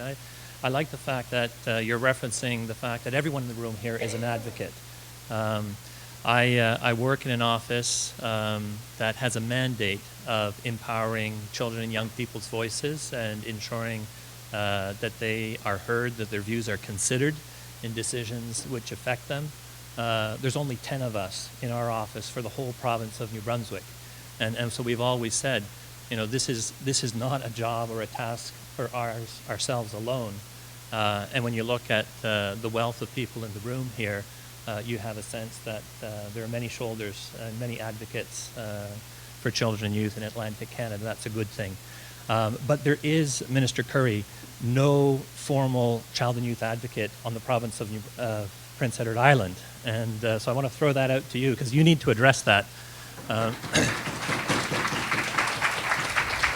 Every province in Canada but PEI has one, and the territories too, except for the Northwest Territories, and they may be putting the moves on you, so you can still get ahead of that curve. I have a presentation as well, which I'll just try to pull up. I'm going to be speaking about an initiative for transforming mental health service delivery in New Brunswick, but across Canada. And that's the Access Initiative. But I wanted to start by thanking the organizers for the invitation and to recognize the Mi'kmaq people whose territory that we're on. I'm from Fredericton. That's Maliseet territory. The traditional name for the Maliseet people is the Wolastoqiyik, the people of the beautiful river. So it's really good to be here in PEI and to be welcomed by the elders here. I also wanted to emphasize that this panel reminds me of an activity that we organized a few years ago. Every year in November 20th in Canada, we celebrate children's rights, Universal Children's Day. And that's the day where we celebrate the rights of children the world over, but in Canada in particular. And for the last 4 or 5 years, we've been organizing a whole week's activity, Children's Rights Education Week. And when we started that initiative in New Brunswick in 2011, we had a panel, a full-day panel very much like this one, with a workshop that we called Pathways to Resiliency. And so we were talking about the PATHS work that's happening in New Brunswick. We were talking about the Roots of Empathy program that was referenced in some of the presentations this morning. We talked about a Sistema. We had presentations from a Sistema program, Google Sistema, a wonderful music-based program, but it's a program of social development. And it's interesting because it's one of those South-North global development initiatives. It's an idea that started in Venezuela and that people around the world are trying to think, where is all this musicianship coming from Latin America?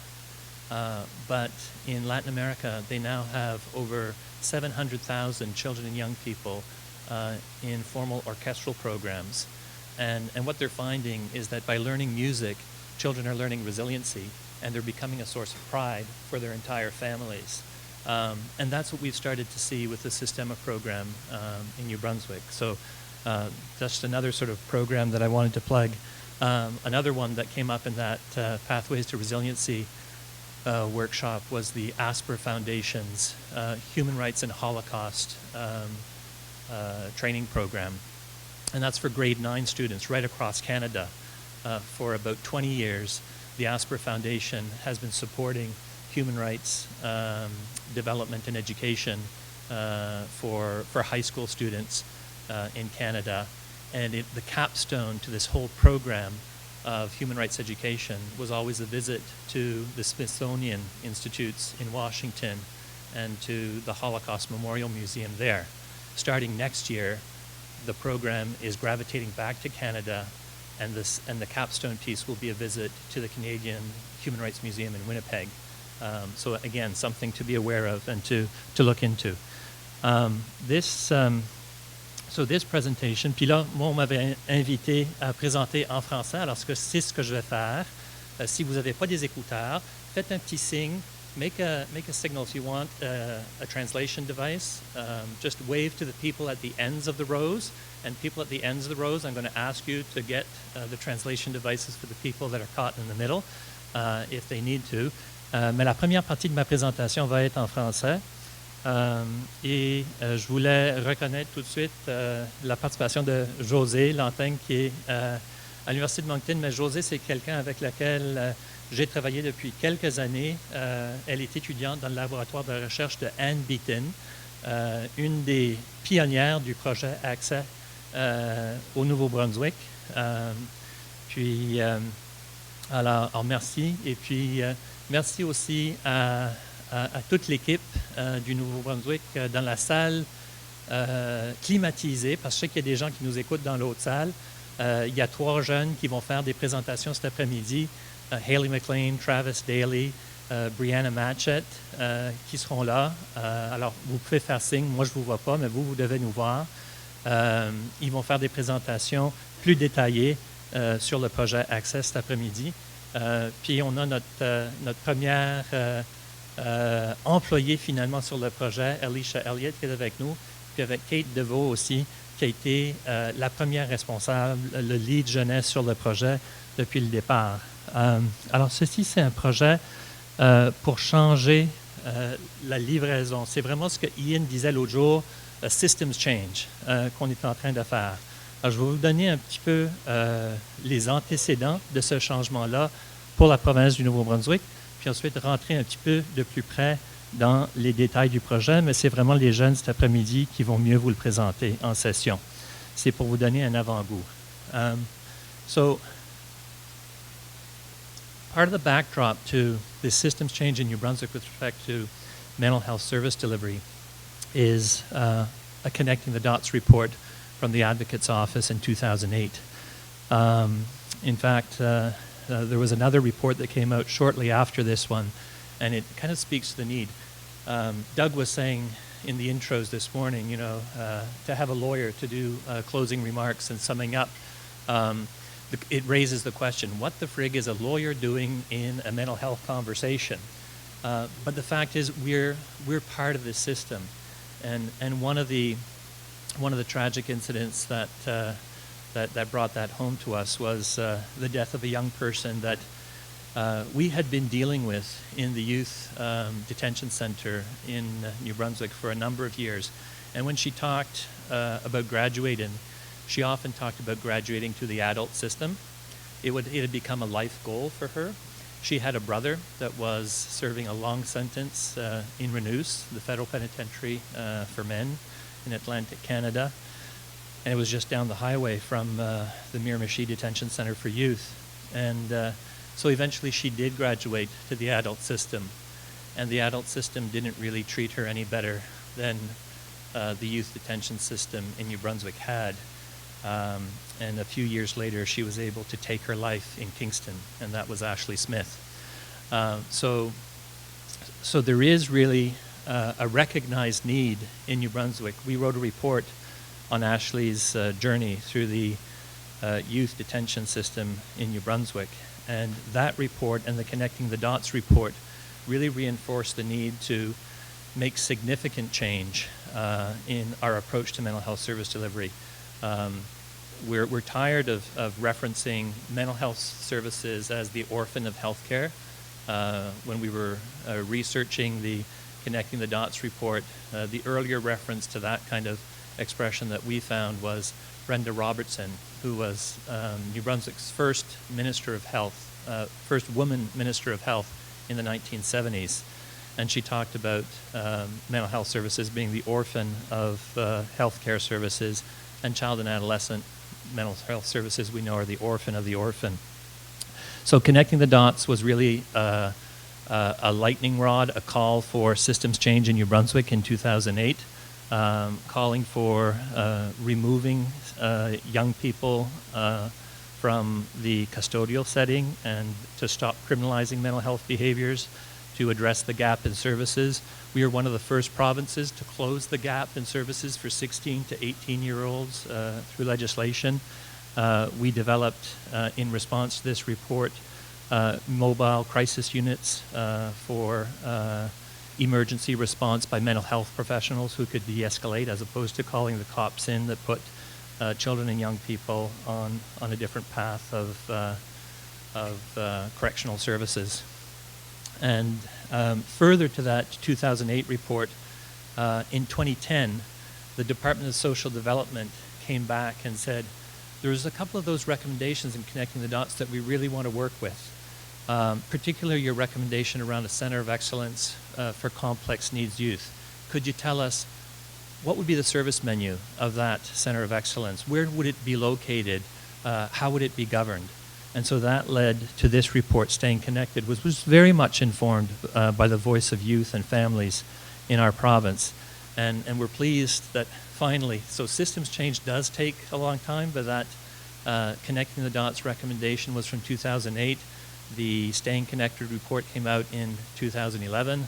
The ground, I don't think, Yvette, is quite broken on the Provincial Centre of Excellence, but the funding and the commitment by the Gallant government was announced in December, and we're moving ahead with that institutional development. But it's more a network development and a philosophy of change. So that's part of the backdrop. That brings us into the TRAM process, which was a $25 million CIHR grant for improving mental health service delivery to 11 to 25-year-olds across Canada. Many people across Canada were interested in the call for proposals. We met and discussed our ideas in 2013 in June in Montreal. And in 2014, Access was announced as the recipient of that award. So what is Access? 12 sites across the country, headquartered at McGill, and in New Brunswick, a special demonstration site that is going to carry out this change on a province-wide scale. So we have, like, Eskasoni First Nations in Cape Breton is one of the 12 sites. We've got some sites in urban Montreal and in the north and across the country. But in New Brunswick, we're looking at a system-wide change. It's premised on early case identification, rapid and easy access, and appropriate care in a friendly setting. One of the things that Ian mentioned last night, he talked about the headspace model in Australia, and that's one of the sort of foundational pieces of the transformation that Access wants to bring about. So we're looking at replicating that model as much as we can. In New Brunswick, our plan with additional funding from our Provincial Health Foundation, Research Foundation, will be to see 9 or 10 of these youth-safe spaces where young people determine the service menu. They determine the programming that's going to reach out into their communities and into their schools to change the conversation around mental health, to break down stigma, and where we'll have more peer mentoring and better referral and more timely referral to appropriate interventions as opposed to calling the cops in a moment of crisis and having them deal with situations the way they do. So I'll just leave it at that, and again, direct you to the presentation that will follow this afternoon in the kind of global cafe conversations that we'll have with the youth. And again, looking forward to engage with many of you with respect to this topic. Thank you.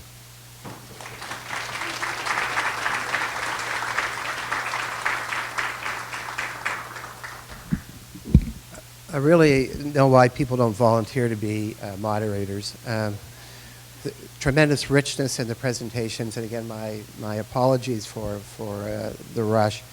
But I would be remiss if I didn't mention, I didn't want to mention this off the top, that one of the presenters is unable to present today, although Andrea Simpson is here from the Public Health Agency Regional Office. Andrea is responsible for the placemats out yonder, which provides a bit of data and statistical context for kind of a mental health profile in Atlantic Canada. And again, the whole idea is to put, part of these discussions, what we heard from Ian and from Mark, is context matters. And so it's important to understand of what data you're using when you're moving forward with programs. So Andrea, could you just wave or stand up or whatever? Andrea is here, and as a public service, and because there is a federal election, there is a code of conduct regarding public servant presenting during federal elections. So again, Andrea has graciously said that she's quite available to discuss any of the materials from the placemat or other data from Atlantic Canada for any of you who wish to touch base with her. Okay, Minister Curry, your turn.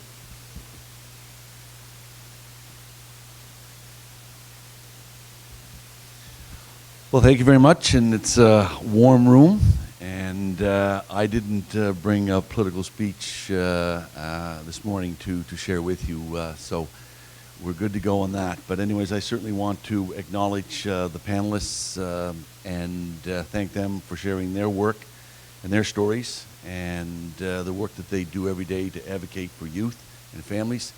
And I certainly want to acknowledge all of you in the room here, because really the people that really truly make the difference are the people that work on the front lines working with youth and families in our communities across Atlantic Canada. And certainly I recognize that and certainly have great appreciation and value for the contributions that you make every day and what you give of yourselves to do that work, because it is very challenging work.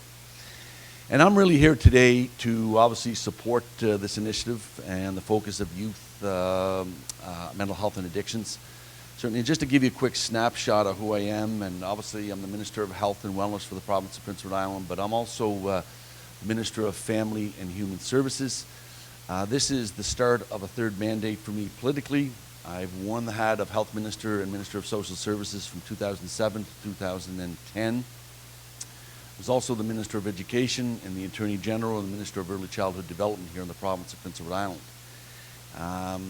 At the end of the first mandate, come back in second mandate, and I was given the responsibility again as the Minister of Health and Wellness.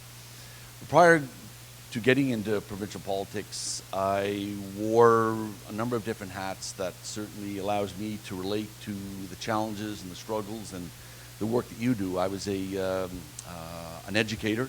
I spent 20 years in the public school system. I was a classroom teacher. I worked in the area of resource special ed. I was a vice principal. I was a school counselor. I did my MED in counseling at the University of New Brunswick. I worked at little schools, big schools, urban schools, and rural schools. And so I brought into my role as a politician some interesting insights to the role that government needs to play.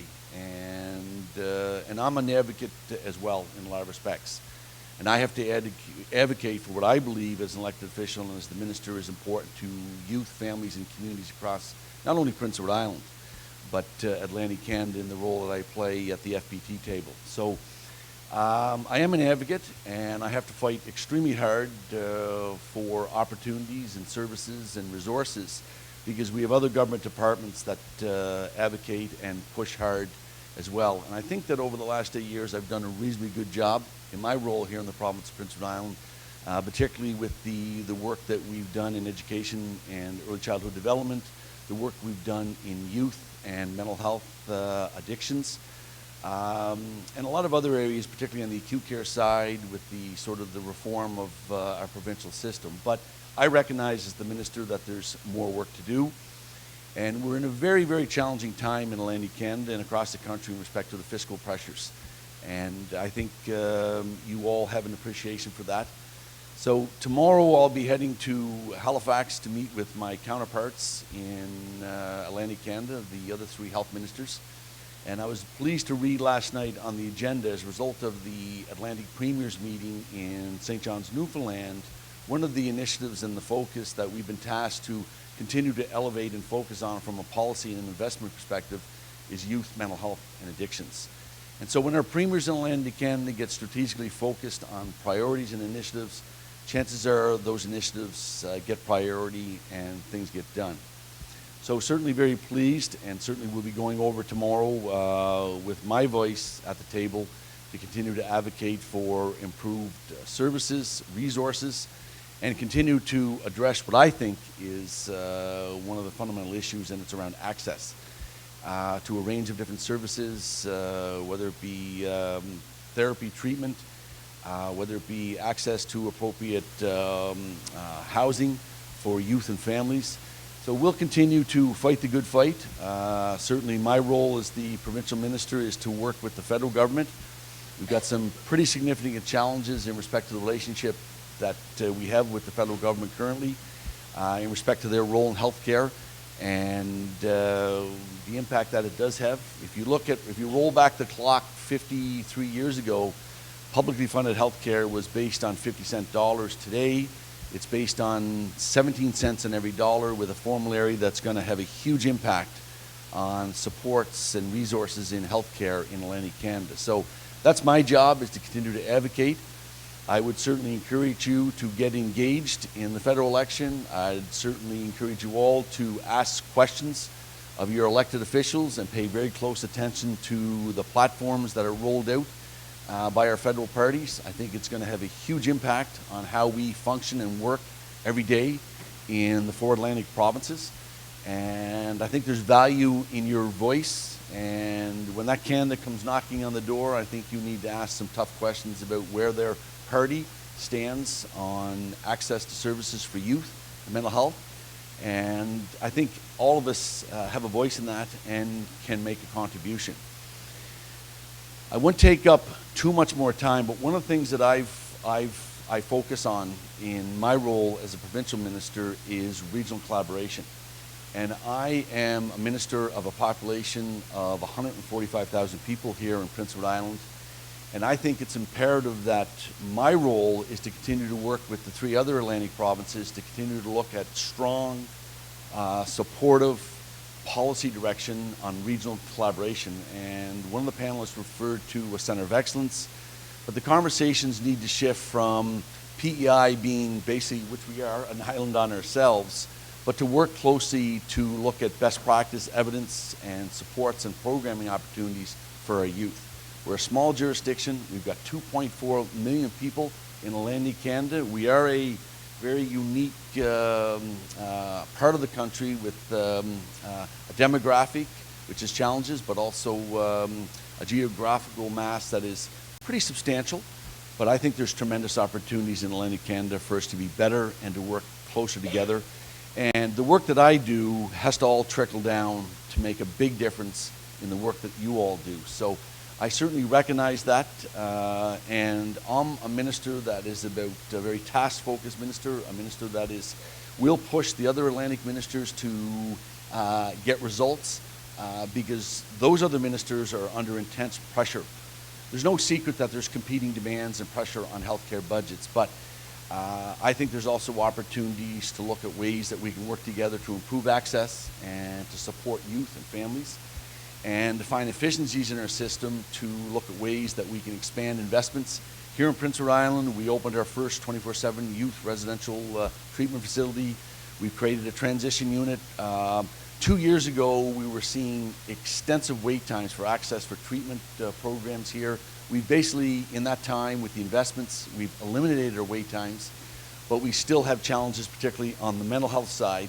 And certainly Dr. Rhonda Matters, who is our Chief Mental Health Officer, has been assigned to task to work with the senior deputies and government departments to break down silos to continue to find efficiencies. So I see the fans going a little faster as the conversation moves on, but certainly I want you to be reassured that we value the work that you do, and the role that I do is to continue to support the frontline work that really truly makes the difference. And I certainly bring a lot of experience and a lot of passion to the work that I do, and the results that I get will trickle down to make big results, particularly for all of you that make a difference in the front line every day. So that's it. Thank you very much. Okay, thank you, Minister. We have a few minutes for some questions. I know the fans are going and people are anxious, but I can just open it up to the floor of any of our panelists if any particular questions. Okay?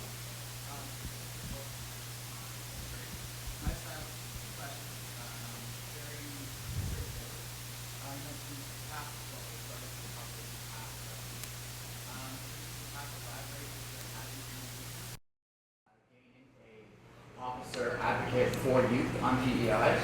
or during the election campaign, something that was brought forward as causing a lot of stress in people's lives was not having a healthy living, sexual, emotional, spiritual health center, especially about reproductive justice and also youth and just youth issues here in the capital. So has there been any movement on either of those? Yes. Your first question on the youth advocate, we've certainly have had discussions with both my deputies, both on the health side.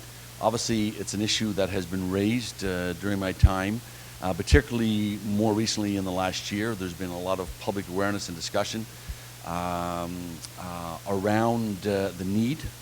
Certainly as the minister, I don't like to be identified with the fact that we're the only province that doesn't. But anyways, I'll use the example when I was the Minister of Education, we certainly took the early childhood sector from the back end of the country to the front end of the country with the reform and the policy change. So it is an area that is of interest to me as the Minister. It is an area that I feel is warranted, certainly in the recent discussions. So to answer your question, yes, there has been developments and more progress in that discussion, number one. And in respect to your discussion around the reproductive, we're currently looking at a model right now to look at a women's reproductive clinic here in Charlottetown. So those discussions are underway with the operational side, which is Health PEI. So the mandate has just been given to us as the new government under Premier McLaughlin. We've been tasked with a message from the electorate that they want a open, transparent, accountable government, and I can reassure Islanders that they will see that from Premier McLaughlin and his cabinet and his caucus. But certainly with that being said, there's also initiatives that we've committed to in the platform and initiatives that we'll continue to embrace to continue to do good work hopefully here in the province of Prince Edward Island. Yeah. Okay, any other questions? Yes.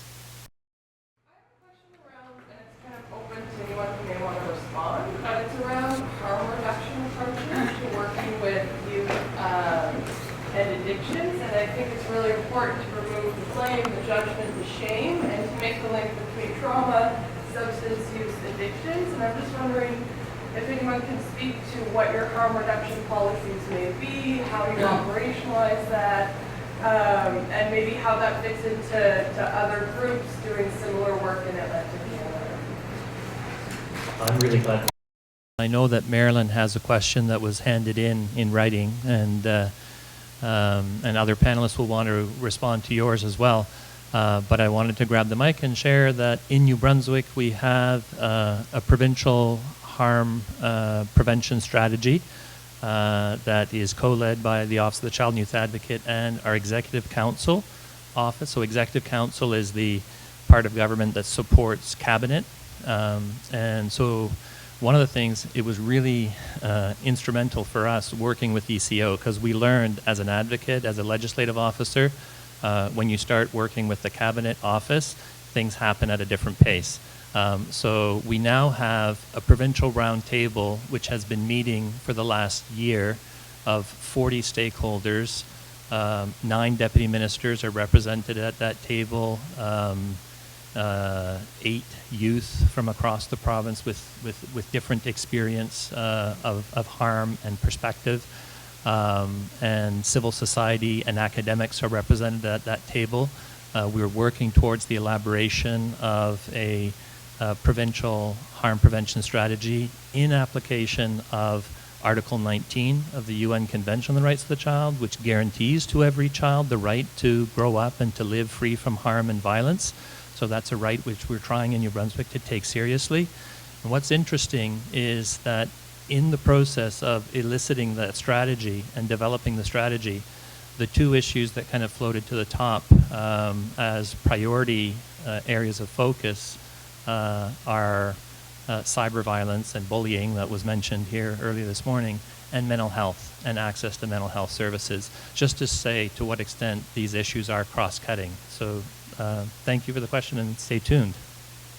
Shall we take a quick response as well? Very quick, and I have another question here that we got to hand it directly. So yeah, I mean, harm reduction is absolutely critical, and I think one of the other challenges, the younger the population, the more difficulty people have wrapping their head around harm reduction. So in response to the look of panic on the provincial director of child welfare's face when I started talking about harm reduction, I said, look, you just keep this really simple. In the absence of perfect choices, which we rarely have in our work, support the one that causes the least harm so you can try again tomorrow. So if you can put it in terms that people can understand what it is you're talking about, it gets a whole lot less scary. And yes, we do offer needle exchange programs and all of that work, but it starts with the fundamental understanding of what it is you're talking about when you talk about harm reduction. Now, I have a question here that was handed directly. A question was about employment services. We offer a range of employment programs, stealing from the housing first model around, it's better to provide someone with a decent place to live so that they can work on the challenges in their lives. Employment works the same way, and education works the same way, funny enough. So we offer a Jumpstart pre-employment program for young people who really just need that basic first rung on the ladder approach. We also offer a full-on social enterprise construction company. So we train and employ our young people to build housing and renovate, do energy retrofits on low-income housing as well. Those are all models that we just stole from other parts of the country. Okay, well, let's hear it for the panel. Minister Curry, thank you very much. Really appreciate it. And we're back together again at, 1 o'clock. Okay, I think we're a little over time. Okay, we have lunch in the cafeteria and or go for a walk. In the afternoon, it's the concurrent sessions, and so Access MH is here, and the SEEK research session is in the 21C in the other lecture theaters, so you will be splitting up. The other thing, just to clarify for some of you who weren't here earlier, in the program it says that the showcase is in the cafeteria. That's where people will have the cow's ice cream and will do their pitch. And after the pitch, then we'll come back to where their displays are, and that'll be the showcase. Okay, thanks very much. See you later.